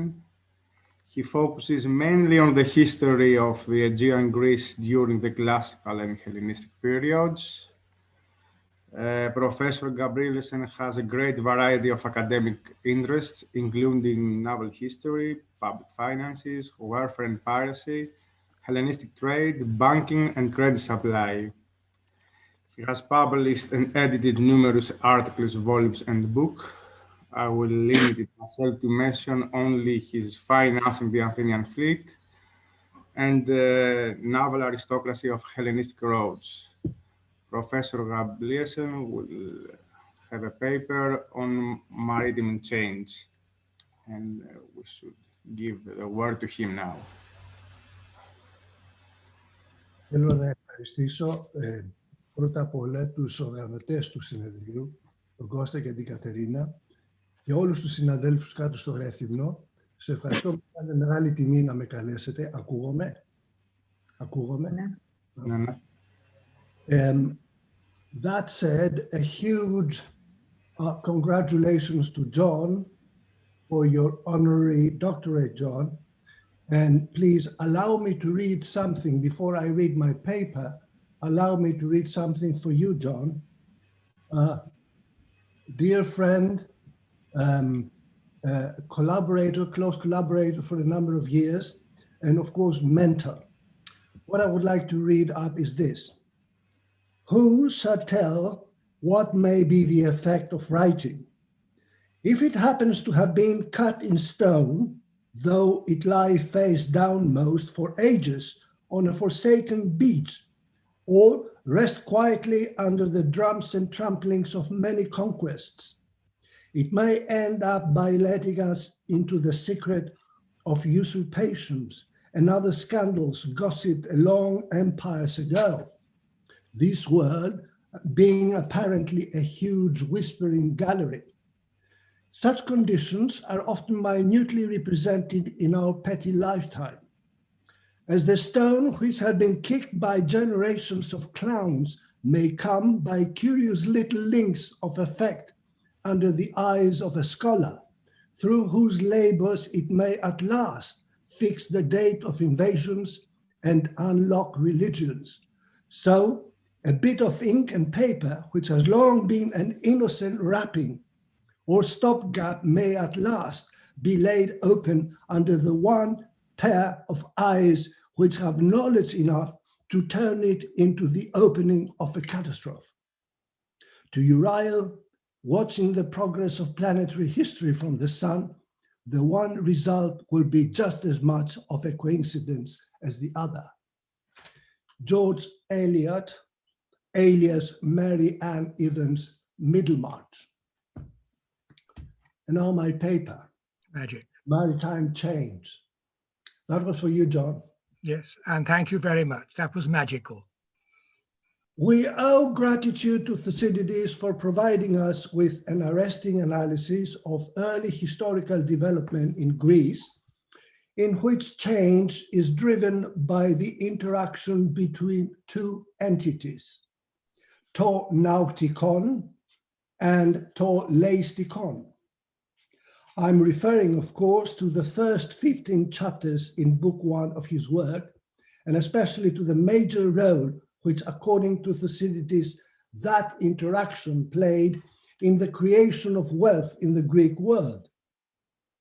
The decisive outcome, we are told, one that entailed the demise of the leistikon, consisted of an increase in the movement of people and goods by sea, that is, of a gradual burgeoning trade and the fruits to be harvested from that trade in the form of private economic gain and public revenues. Thus, conceptually at least, the principal institutions or entities that interact in Thucydides' analysis are not two, but three: to nautikon, to leistikon, and, if I may, to emporikon. Of these, the first two, to nautikon and to leistikon, espoused violence. To nautikon with reference to the ideological commitment of the power-holding authority to act protectively towards its subjects. To leistikon with reference to the effectiveness of violence as a means to private enrichment. In this regard, the stand of the third entity, to emporikon, is ambiguous. While it insists that private enrichment is pursued mainly through non-violent means, some would say through market mechanisms, it considers the protective aspects of violence exertion to be an indispensable infrastructural service one is prepared to pay for. Given such a close link between the three institutions or entities, one feels slightly disappointed by Thucydides' considered positing of a fierce antagonism between navies and trade on the one hand, and piracy, the alleged loser of the trio, on the other. In fact, his own chapter 5 of book 1 contradicts this, inasmuch as it asserts that in much of Greece, people derived their livelihood from the leistikon in the old days and in Thucydides' days. Nevertheless, we must not judge him harshly. On this point, Thucydides was a child of his times, projecting to earlier periods, perhaps inadvertently, an imperial template prevalent in mid-5th century Athens. That template was to be reused by historians of subsequent empires, be they micro-empires or mega-empires, such as the creator of Pax Romana. What Thucydides could observe directly, and what he does report in his work, corresponds to the maritime situation in the Aegean as seen from an Athenian imperial vantage point. According to it, our three entities, to nautikon, to leistikon, and to emporikon, or the warlike and the commercial sides of maritime activity, are placed into almost completely separate compartments. However, pre-classical Greece did not know of such a sharp separation. It was mainly an innovation of the 5th century, and even then, in the eyes of the inhabitants of many parts of classical Greece, it was mostly a separation made by others, not by themselves. Furthermore, in the 4th century, the warlike and the commercial aspects of maritime activity became almost everywhere united under new forms of interaction, which kept on developing in Hellenistic times. This is by and large my understanding of long-term maritime change in the Aegean, if painted in very broad strokes. But what about the finer strokes? The picture to emerge from my contribution today situates maritime activity and the changes it underwent at the epicenter of two processes, that of state formation and that of market formation. For the 5th century BC, these processes will be analyzed against the backdrop of two institutions, taxation and maritime protection. For the period to follow, 4th to 2nd century BC, the processes in question, and with them maritime change, will be elucidated through a discussion of two phenomena: the emerging habit of syndication among economic actors, and the growth out of that habit of the full-fledged trade network. All these being a rather tall order, I ask you to forgive me if I now change into my 7th League boots. Maritime change from the 4th to the 2nd century will, due to my limited time, only be cursorily treated here, though it will receive fuller attention in the written version of my paper. Athens' acquisition by 480 BC of a fleet of 200 triremes and the city's assumption in 478-7 BC of the leadership of the Delian League are recognized as two landmark events in the history of 5th century Aegean. Sorry. Less attention, though, is paid to a third contemporaneous event which, while it too emphasizes Athens' rise to power, additionally underlines the naval decline of hitherto eminently resourceful allies. The majority of them, Thucydides writes, disliked military service and absence from home, and so they agreed to contribute their share of the expense instead of ships. As a consequence, their monetary contributions increased the Athenian fleet, while the allies themselves, and I quote again, whenever they revolted, entered on the war without an armament and without experience, unquote. All three events became the catalysts of further changes. Pride of place hold those occurring within two areas. One area is that of state formation. Modern historians usually debate the link between the rise of the navy and constitutional developments, that is, the emergence and development of democracy. However, Athens was not only a democracy, it was also a state, and so a pressing issue, less debated, is the influence which naval power and hegemony may have had on the trajectory of Athenian statehood. A number of decisions taken around 480 BC transformed Athens into a different kind of state, one better dressed up for big empire. These decisions resulted in an almost clean cut with past practices and customs. The private and the naval became now irreconcilable, and so did the warlike and the commercial sides of maritime activity. Let us be more precise. Whereas previously Triacontos and Penticontos functioned as both military and commercial vessels, and indeed such privately owned triremes as existed could also be made to serve private economic interests. After about 480 BC, to nautikon, the navy, strictly came to mean a fleet of purpose-built warships, the triremes, that were publicly owned, maintained, and run.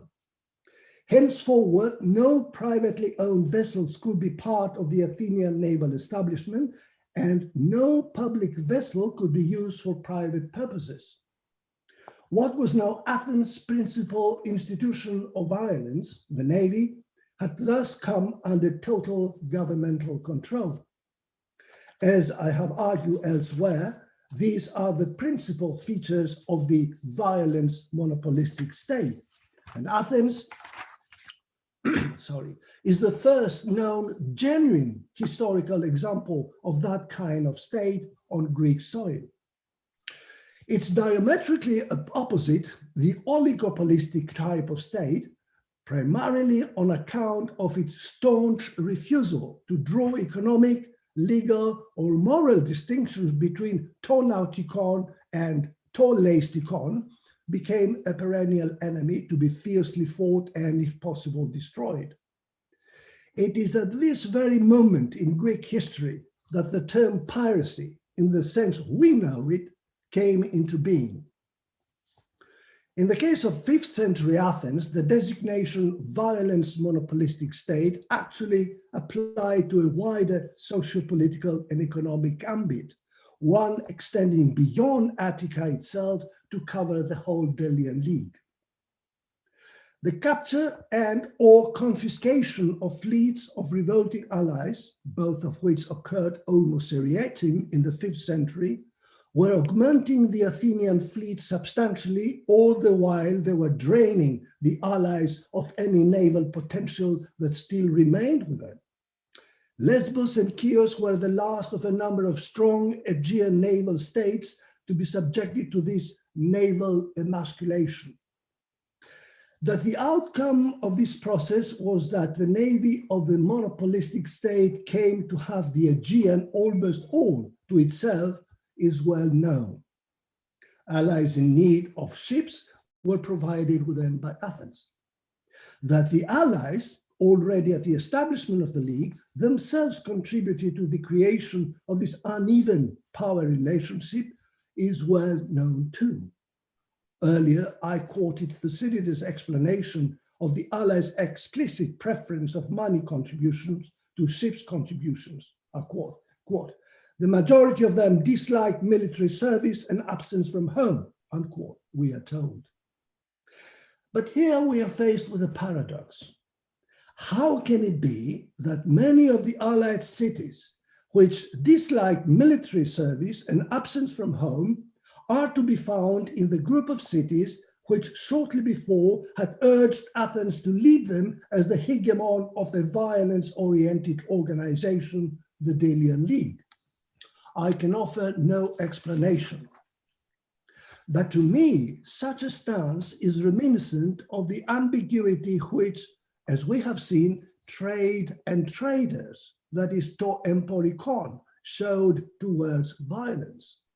While private gain is pursued mainly through non-violent means, the protective aspects of violence are perceived as an indispensable infrastructural service one is prepared to pay for. On this background, I offer the following proposition. The creation of an Athenian trireme-dominated Aegean was for certain the outcome of a top-down imperial project. But it was accompanied by a counterpart bottom-up project which enabled the denavalized allies to do three things: to reclaim their share of the Aegean, to maintain their maritime identity as coastal cities and islanders, and above all, to acquire the wealth needed for paying the foros to the imperial leader. Not triremes and naval dockyards, but merchant ships and the market were that project's principal instruments. Hence, the second area in which early 5th century events were catalysts of change, that of market formation. Navies spawned that process in a big way. Here, only one aspect will be sketched. It is inherently improbable that while the Syracusan tyrant Gelon, around 480 BC, would resort to various means of obtaining external manpower for his 200 triremes, one of these means being his hiring of 10,000 Misthophoroi Xenoi, it is inherently improbable that the Athenians themselves, facing the same challenges in 480, would do nothing of the sort but man their 200 triremes entirely with local manpower. Demography makes Gelon's action intelligible and the Themistocles decree incredible. And indeed, demography here means finding, in each case, 40,000 skilled and physically fit men. Similar requirements pertained in all sizable navies, the participants in the Ionian Revolt not least. Chios coming first with 100 ships, Miletus second with 80 ships, and Lesbos third with 70 ships. Navies spearheaded the market formation process in the Greek world. Because of the rising need to hire external manpower, navies became the first creators of a market in martial labor, the like of which remained unseen for centuries. regulated by demand and supply mechanisms, and centered around the exchange of a service and of loyalty for misthos.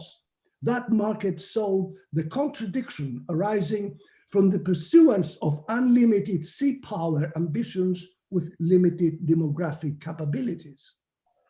But besides making war more expensive, that market's constantly oversized demand side remained a headache for mutually competing employers, until the Ptolemies, as the first Hellenistic rulers, conceived the ingenious idea of cornering that labor market by introducing the clerical system.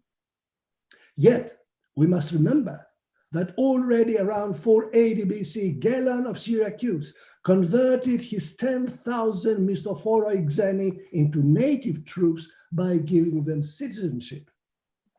Naval misthos and eventually hoplite misthos came to blur the difference between citizen fighter and higher foreign fighter, another important change.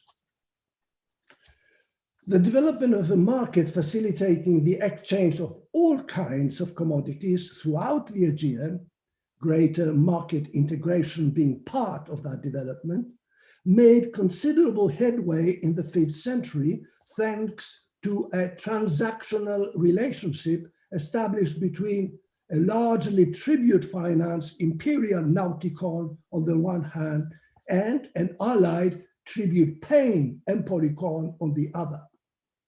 Enter Athens, the tax state, der Steuerstaat, the monopolistic state's valued companion. Its insatiable need for naval finance was partly satisfied by a domestic branch, the liturgy system, and the aisphora. For their financial contributions, the liturgists, the Athenian upper class, were recompensed with opportunities to win honor and further wealth, but in return, they had to see their private networks vanish, which in most cases meant that these networks were cannibalized by the state. The tax state's overseas branch satisfied the same and further requirements, all the while it ran the market-like exchange between protective services at sea and allied cash, payable mostly in the form of tribute. One of the many instances showing this whole system in operation concerns the expeditionary force under the Athenian general Melisandros. In 430 BC, Melisandros and his flotilla of triremes were sent to Caria and Lycia with explicit orders to carry out money-squeezing missions, argyrologia, and to prevent the Peloponnesian Leistikon from establishing bases there in Caria and Lycia, from which to assault merchantmen from Vasilis, Phoenicia, and other parts of Asia. Peloponnesian Leistikon, ton Leistikon, ton Peloponnesion, we should note, refers here to a whole fleet of privately owned ships that were acting on behalf of the Peloponnesian League in a way that, save for the use of disreputable tactics, raids, differed little from that of the Nautikon. Sorry. A taxes market nexus had that been established in the Aegean at least since the early 460s, if not before, through which the empire was systematically feeding trade. The trade feeding process occurred also in another way. Demanding tribute in money rather than in kind had the effect of forcing payers to use the market in order to convert goods and raw materials into cash. Marketplaces, just as the market in the abstract, have always had a symbiotic relationship with tax revenue. Anyhow, the overall effect was the creation of léger marchand, to borrow from Alain Bresson's phrase, la cité marchande. If my assessment of the general situation is correct, then the balance sheet of the empire may need to be drawn up anew so as to incorporate the aspects sketched a moment ago. A consensus is now emerging about the occurrence of a noticeable wealth increase throughout the classical Greek world. Consumption as well as production increase in per capita and aggregate terms. Attempts to quantify that growth in the period 800 to 300 BC employ discrete types of proxy archaeological evidence indicating long-term developments in private house sizes, population size and density, and consumption rates. Data on prices and wages from 800 to 300 are also interpreted to indicate a steady global increase in the standard of living.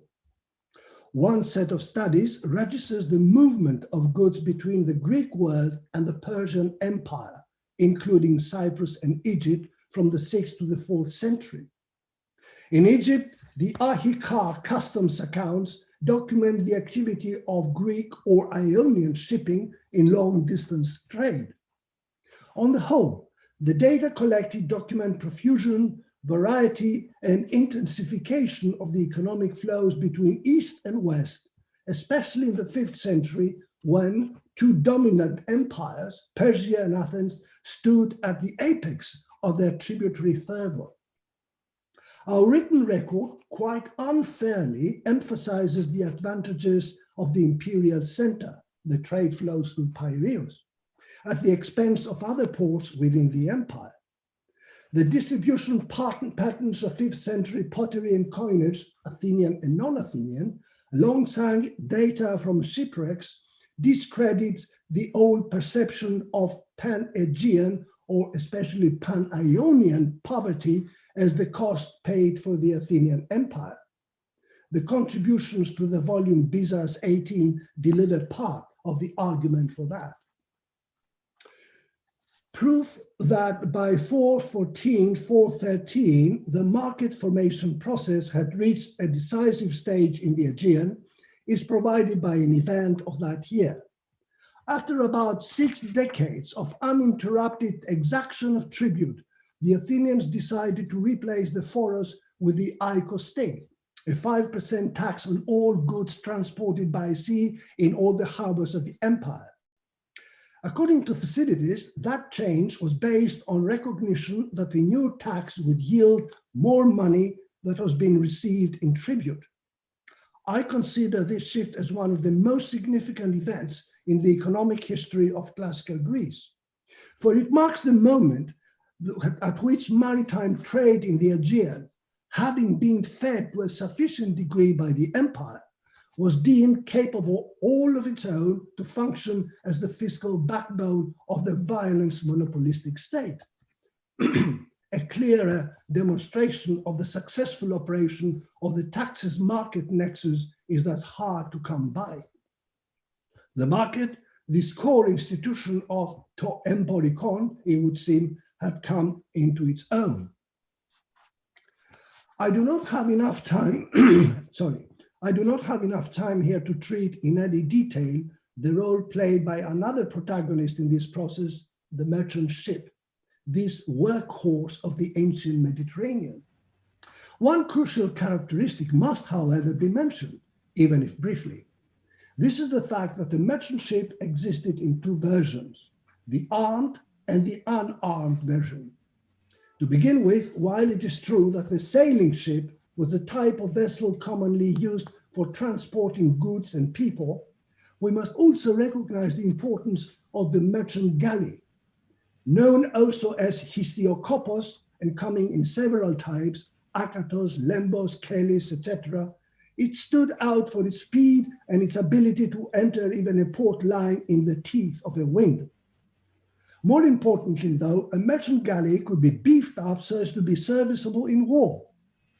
This structural feature thus puts the merchant galley in the company of those early triacontas and penticontas that united the warlike and the commercial sides of maritime activity.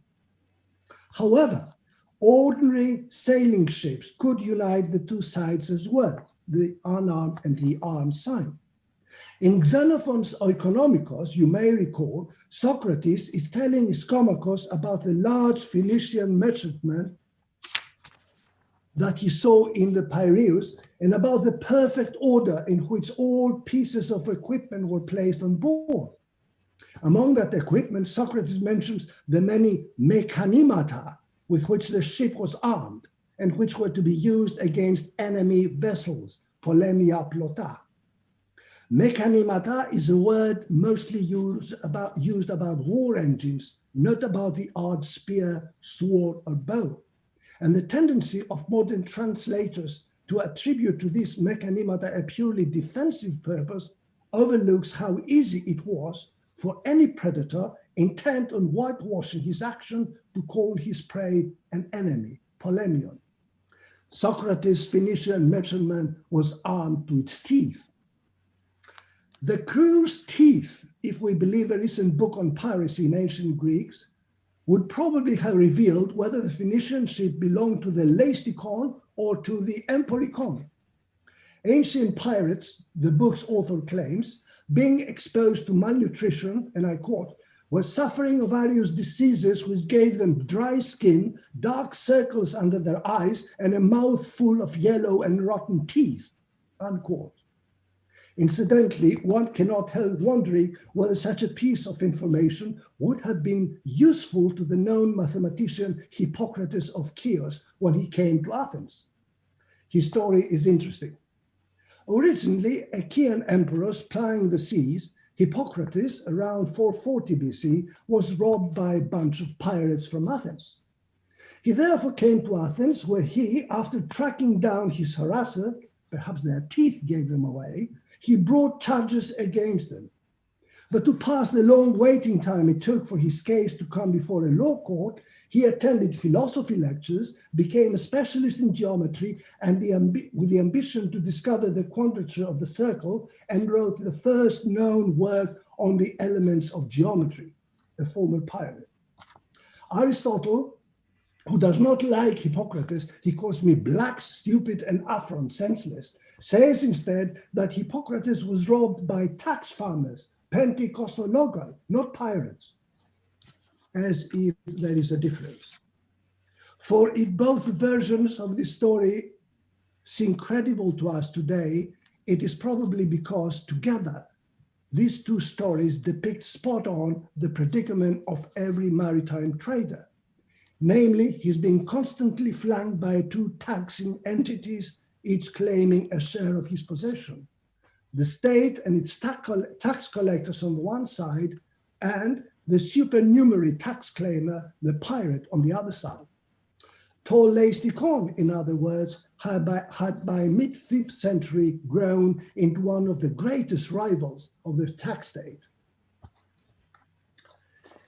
Heteros, synergos, koinonos, eranistes, orgeon, thiazotes, sumorites, these and further words expressing an individual's affiliation to a given collective began taking new institutional meaning from the 4th century onwards. The collectives to which they refer, alongside hundreds of other privately organized collectives, began transforming into vibrant entities through which human action, religious, economic, or other, was articulated. What sparked that process was a habit that continuously was gaining traction, syndication. What follows is a brief description of the maritime aspects of that phenomenon, the first stages of which are best documented in Athens. By calling the tax collecting cartels of his grain tax law of 375 simoris, Argyrios was introducing into the private commercial sphere a syndication model already operative in the public sphere. The Esphora tax simoris had already been introduced a few years ago in 378-7. The naval simoris, of course, appeared 20 years later. Argyrios simoris seem to have consisted mostly of traders, emperoi, who farmed the right to ship to Athens the dodecati tax on the grain from the Clearchees, Limnos, Imbros, and Skyros. Earlier, in 402-1, Argyrios himself had been the leader of a tax farming company, Pentecostologos. It is therefore likely that his simori model replicated organizational blueprints already in use in maritime commerce. Likening Aegean tax farming companies to corporations of merchants, Ronald Stroud attractively suggests a possible division of labor among Simuri members, some sailing to the islands, others staying in Athens to supervise the transport of grain from Piraeus to the city. Stroud's suggestion has much to recommend it. For such a division of labor resulting in geographically dispersed membership is indeed attested as a prime feature of the wide-ranging and ethnically mixed network of Cleomenes of Naucratis. Situated in key port cities, its members directed the shipment of Egyptian grain to those destinations where the price was highest. It was that network's lucrative economic opportunities that enticed two Athens-based merchants, Dionysodoros and Parmeniskos, to join it by making roads their base of operations, a decision that entailed the breach of a commercial contract in Athens. Almost simultaneously, as these two traders were moving their business to Rhodes, traders diasporas from Egypt and from Phoenician Kition on Cyprus were moving in the opposite direction, choosing Athens as the base of their corporate existence. The Egyptians and the Kitians coming to Athens, like many of the corporations soon to join this migratory urge, were not abandoning economically disputant regions. They were simply creating commercial offshoots or colonies overseas, ethnicity and worship of certain deities being the traits making identifiable on the ground. Two factors determined the geographical configuration of such diasporic traders' network. One, the mechanisms of demand and supply, the market mechanism, and two, the triad finance, security, trust. From the 4th century on, maritime businessmen, Greek or other, enriched the world of commerce with its principal institution, the market, enriched the world of commerce and its principal institution, the market, with the rudiments of a new institutional framework that was developing within a wider world of private firm-like organizations. Expanding on the logic of partnership, individuals seeking economic gain formed resource pooling and risk-sharing business syndicates, which soon enough came to be joined by more formalized and more publicly visible look-alike, the well-bonded and well-organized association, koinon. Either kind of group had a distinct impact of markethood and statehood.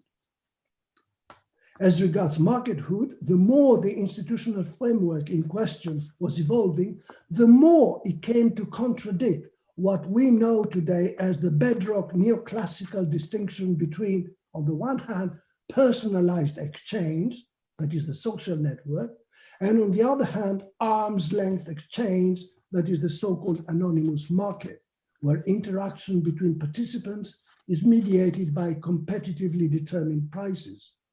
Indeed, it was precisely the amalgamation of these two supposedly incompatible entities that was drawing up the lines of trade routes, besides, of course, the goods traded.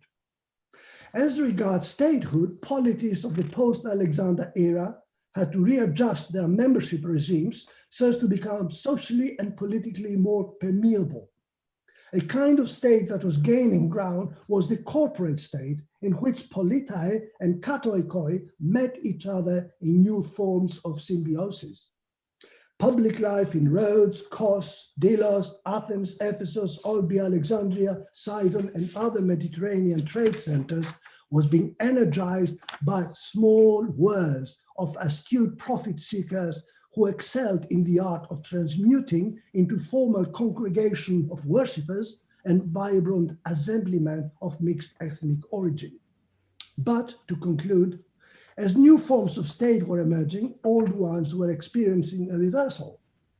At Athens in the 330s, Dimadis Dimaio Peoniers was passing decrees that favored the economic interest of a narrow circle of persons, most of them Athenian triarchs, who, through a mutual help racket, were rerouting to the grain fund money properly belonging to the trireme fund.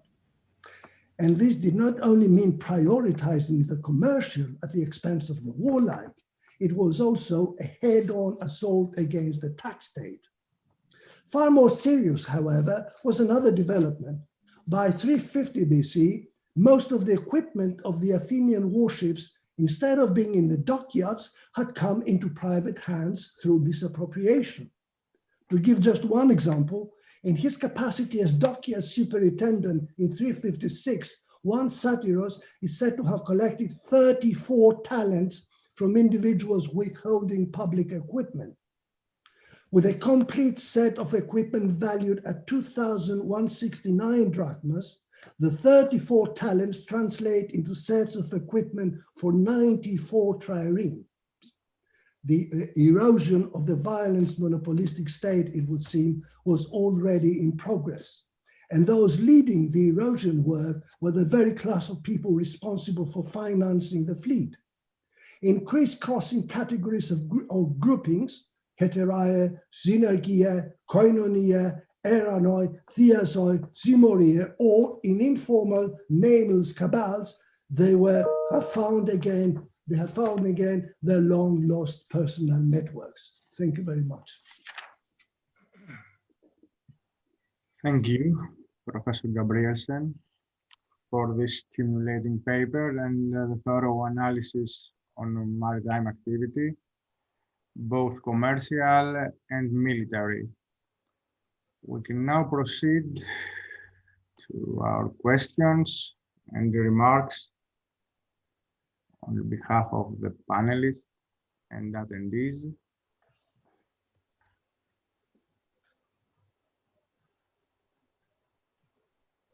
We could start with Jelena Harlaftis. Kostas? Hello, do you hear me? Yes, I can. Yes. Hello, everybody, and thank you very much for a most stimulating session. It makes me sad to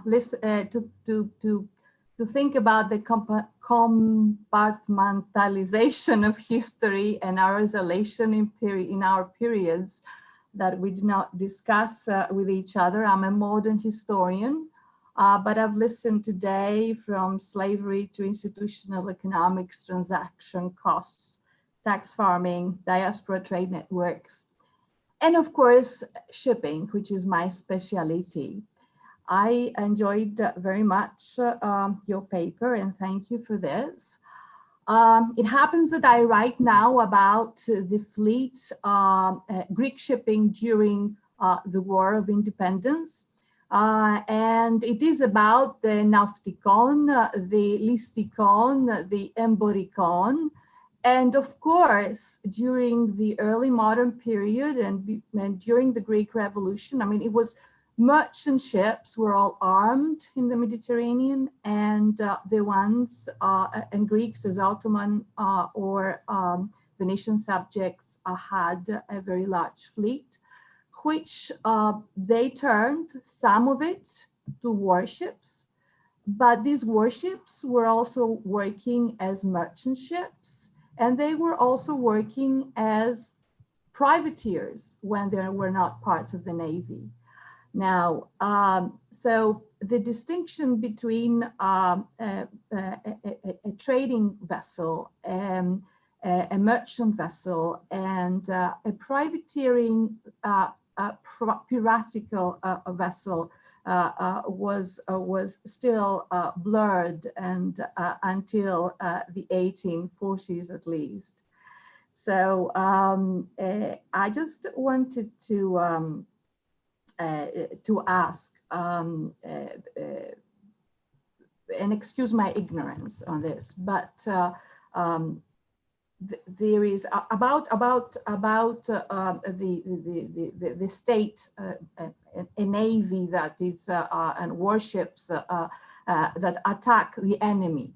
During or merchant ships that are used to attack the enemy, fleets, in the early modern period, this became legal. When you attack the enemy, that means that you're a privateer. You have the license of your state. If you attack the allies, allied vessels, then this is illegal, right?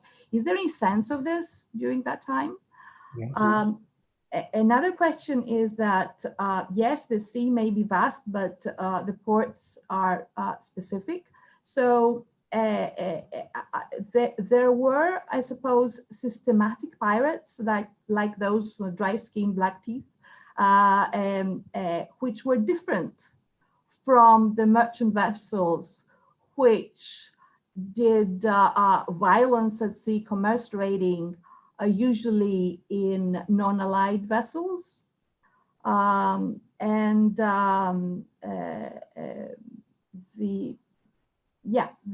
are my questions. Well, to start with the first, which I have understood, there is something, yes, indeed, there's something that can be, that is comparable to the letters of marque later on. Mm-hmm. I mean, there is a state authority or a league or whatever it is that gives the authority or allows privateers to do harm on the enemy, but only on the enemy, not on allies. So there is something that is comparable. And this we call, the concept of privateer as opposed to that of the pirate is used on that. Now, I'm sorry to say, I did not understand your second question. I mean, can you please phrase it again? About the market, you mean? Yeah, I probably did not finish that. I'm sorry. It was if there are markets where they would, specific markets like maybe Delos, that they would for booty, for either legal or illegal booty to be sold.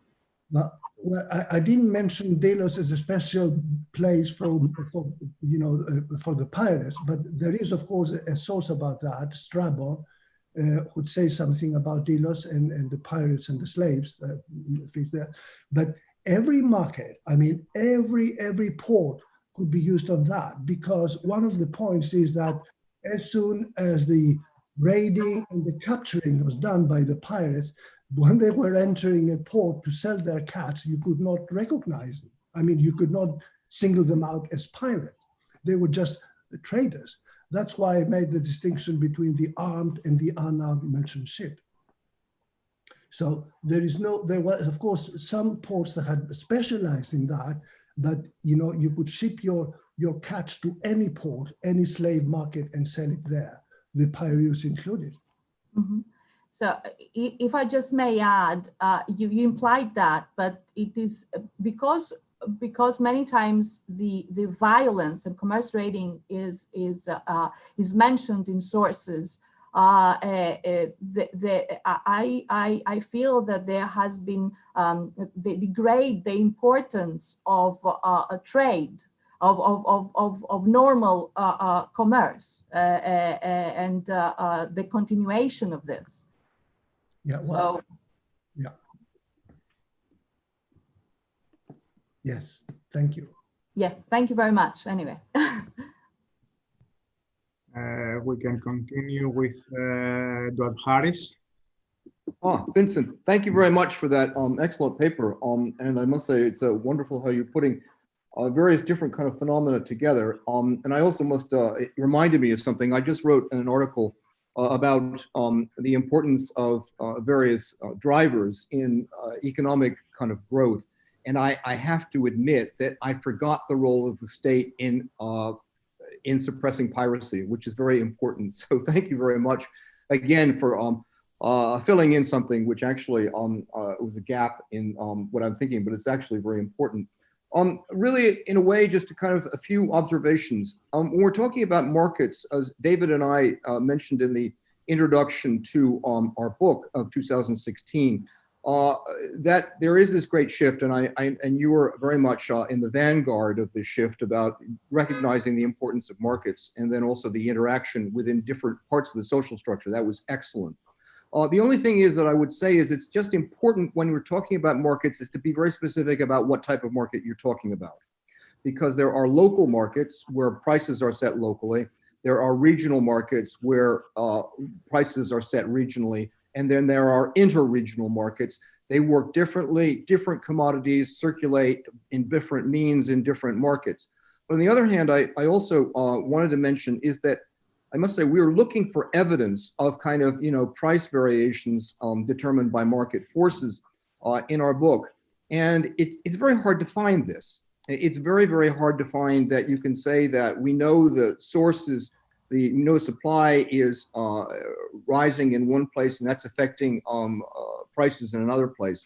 But one of the best actually pieces of information is actually the market for crews in the late Peloponnesian War, where we get the Athenians and the Spartans kind of bidding into a price war actually for rowers. And this is a really good example, just to support your general point, is that this demand for rowers, this demand for the military is basically then creating a market. And we can see actually, this is one of the few cases where we can actually see the market mechanism working in an inter-regional way.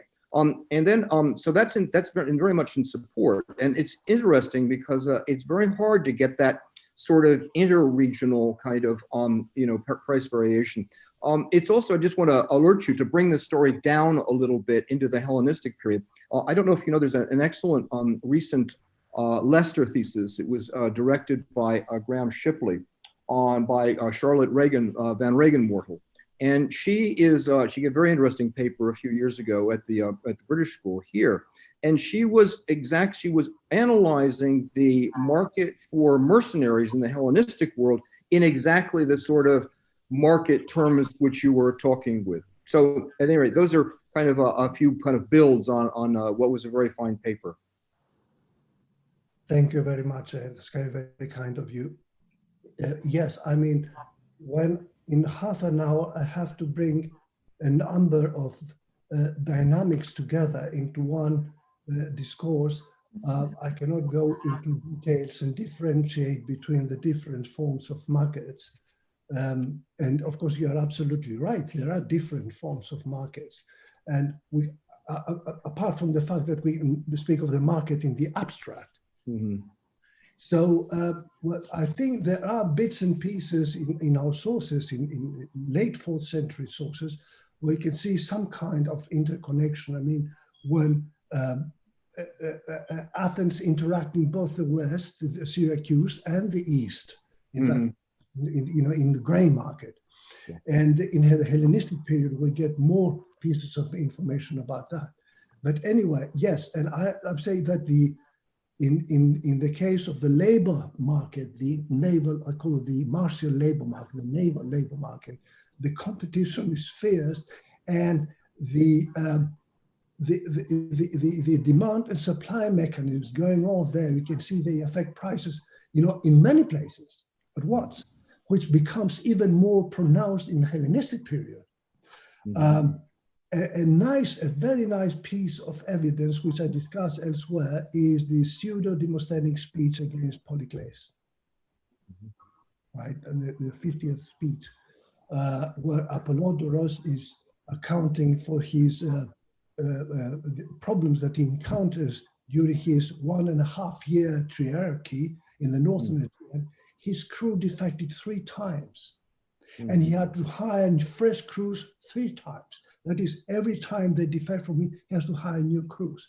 And every time he has to pay higher wages. And a nice detail in this is, because I know that Regenwortel's work, I mean, I've read her thesis, she kindly provided me with a thesis, and with her article, Adam Smith, a tenor on. But she is focusing more on land warfare. Yeah, no, that's absolutely right. No, she's focusing on land warfare as opposed to naval warfare. Yeah, and I owe to send her now my work. If she's listening now, to perhaps get my message that I'm going to send her my work, because we complement each other on that. Yes, so, and basic argument, which is very solidly evidenced, is that in the diadochoi, in the early Hellenistic period, that market in martial labor explodes. Right? Yeah, it does, yes. Right. So yes, I agree with you that there are fine adjustments to be made and fine points to be inserted in all this discussion. But yes, the market is there, and there is more integration than perhaps has been before, and the labor is there too. I mean, for the military. Mm-hmm. I hope I have responded to your. Yeah, no, that just that there is a great deal of evidence for labor movement in the 4th century. In the work, I'm trying to remember his name, the French scholar who worked on artisan. I mean, you see that for, say, for Delos, for Athens, and for Delphi, and also for Epidaurus, you get workers coming from, actually, a lot of it's local, but actually a lot of it's actually fairly far away. The only problem is we don't have any kind of evidence for price variations there. That would be my only point. So labor is definitely moving around the Mediterranean. To what extent we've got a market in affecting prices, that's another question. And that's why I think the mercenary, the one for rowers is a wonderful example. It's one of the rare pieces of evidence that we do have. Well, I haven't looked closely at the artisans, but I mean, there is some a type of evidence that might be used in this connection. It has been collected by Lina Rubinstein, and this is the grant of exemption, tax exemption given to artisans visiting cities, itinerant artisans. And, you know, this could be, you know, tax exemption might be, you know, something of a price setting thing. You know, you get your salary or your fee for doing this and that, and in addition to that, you get, you know, the tax benefits. But I haven't examined that case. It just came to my mind now. Thank you. There is a question from Hans van Vlies now. Okay. Thank you. Yeah, thank you very much. And thank you, Vincent, for a really fascinating paper. Just two things, really. One is just to further endorse the point that Edward was making just now as well about labor and its mobility and the market for it, perhaps. And the other point is about growth, which are the two themes that running through many of these papers. So on labor, I would point out what's probably obvious. I mean, that if labor is available on a quite significant scale for the Navy, then presumably it's not available only for the Navy, and that, you know, people sometimes speak of professional rowers, and it's a slightly problematic concept, I think. There's got to be a labor force, more free labor force, more widely available. And I think the fascinating illustration, which I'm sure you well know, when the Spartan-led fleet gets stuck on Chios during the Decalaean War, that Thucydides says, you know, while it was summer, they all made a living, you know, hiring themselves out as agricultural workers. And then in the winter, they starved. And this is Chios, which is otherwise famous for having a massive slave population. So it's a really interesting indication there of, indeed, a kind of interaction between agricultural labor and rowing. So, but that's just to endorse further the significance of your point. My question is about growth. You just in passing mentioned those proxies by which we now like to measure growth. And I very much support the idea that there was growth over the centuries. But I do worry a bit about the actual proxies that we tend to use, and you mentioned house sizes and the like. There's almost none of these proxies that, you know, if you sort of pick them apart individually, that seem to me to be very strong. And so, yes, I just wanted to sound a note of caution. The alternative possibility for many of the things that we're looking at is, of course, a less equal distribution of wealth, giving the appearance of greater wealth. And this is the one thing that archaeology almost cannot tell us, I think, and that I think is maybe just a note of caution. Well, the weaknesses of and what are material, archaeological or literary, what is lacking is very well known, and of course you have to have a critical look at the proxies. Each of them alone cannot stand alone. You have to combine them in order to get attention. But of course, you know, it is not unproblematic. It is not. But I think if you take everything together, you know, the exchanges that are going on between the East and the West especially, and combine them with the written record, then there is a very clear tendency to that. To quantify it, you know, this is another matter, you know. And then your first comment, I mean, the interchange between naval labor or naval activity and agriculture is very well illustrated by what Aristotle says of these people who live in the Black Sea, in the eastern part of the Black Sea, under the Caucasus, the Archaeoi and the Zygioi, and one more, which I do not recall, that they have, you know, they are, John Davies had called them, you know, naval engineers, because they have invented the kamare, the special type of ship, the kamare.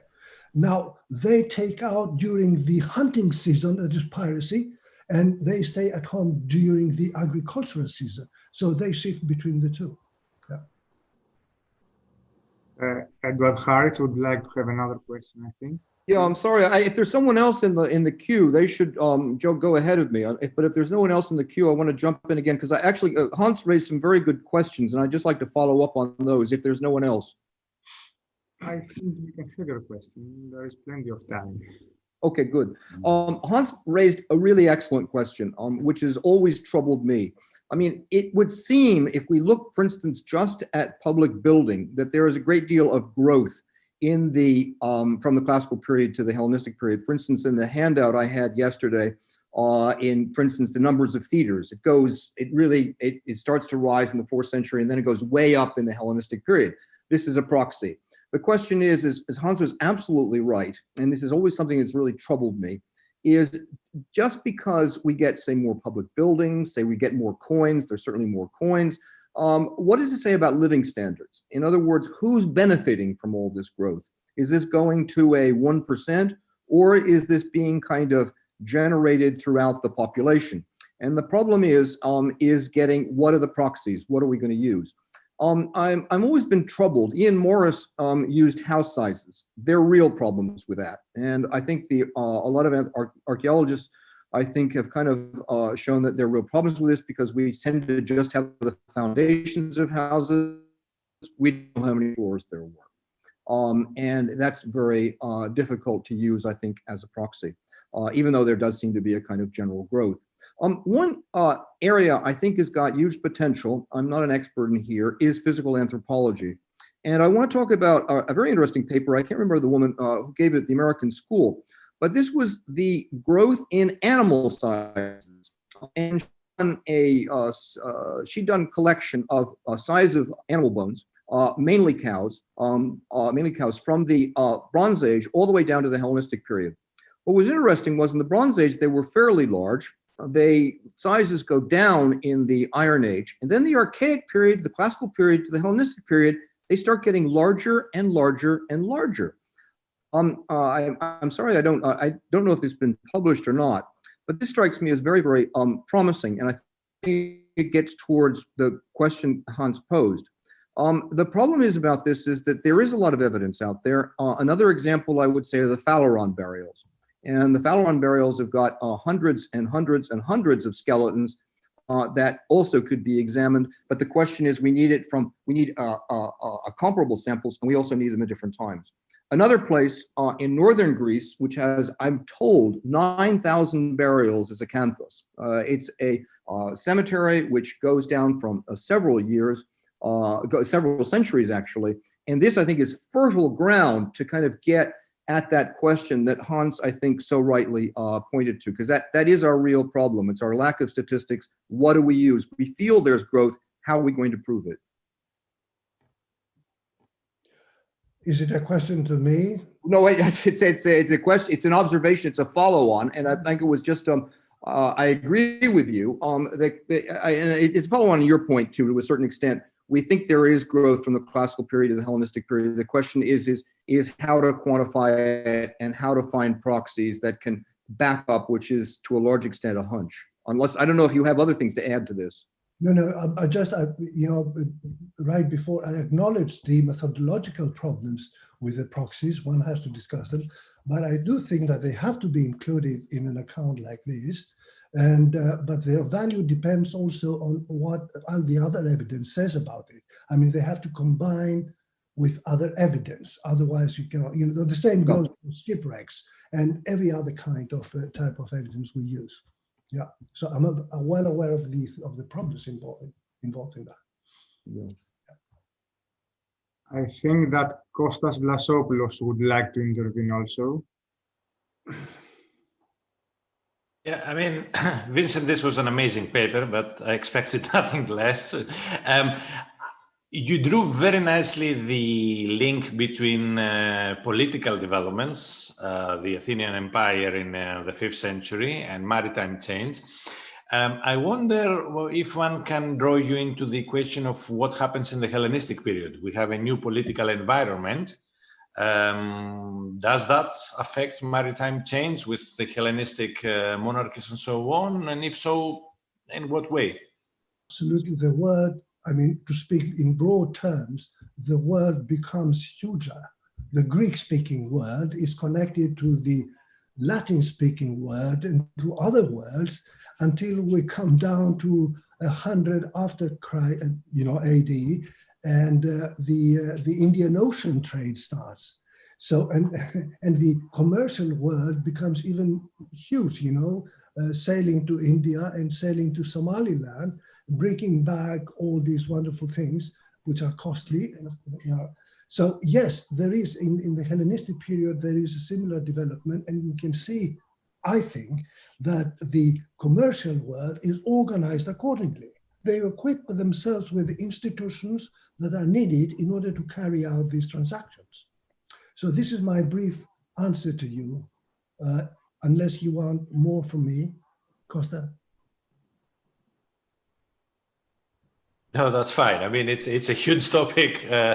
Yes, I mean, we have the establishment. I mean, but of these huge commercial centers, Alexandria, Delos, or Rhodes, in the Black Sea, different places, or along the Asia Minor coast, Ephesus as well. So it is a huge issue. Yeah. Are there any remarks or questions on Professor Gabrielsen's talk?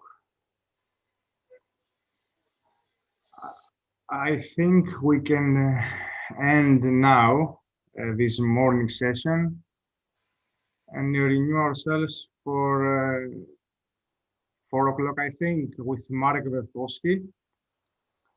So have a good lunch, and we'll talk on 4 o'clock again.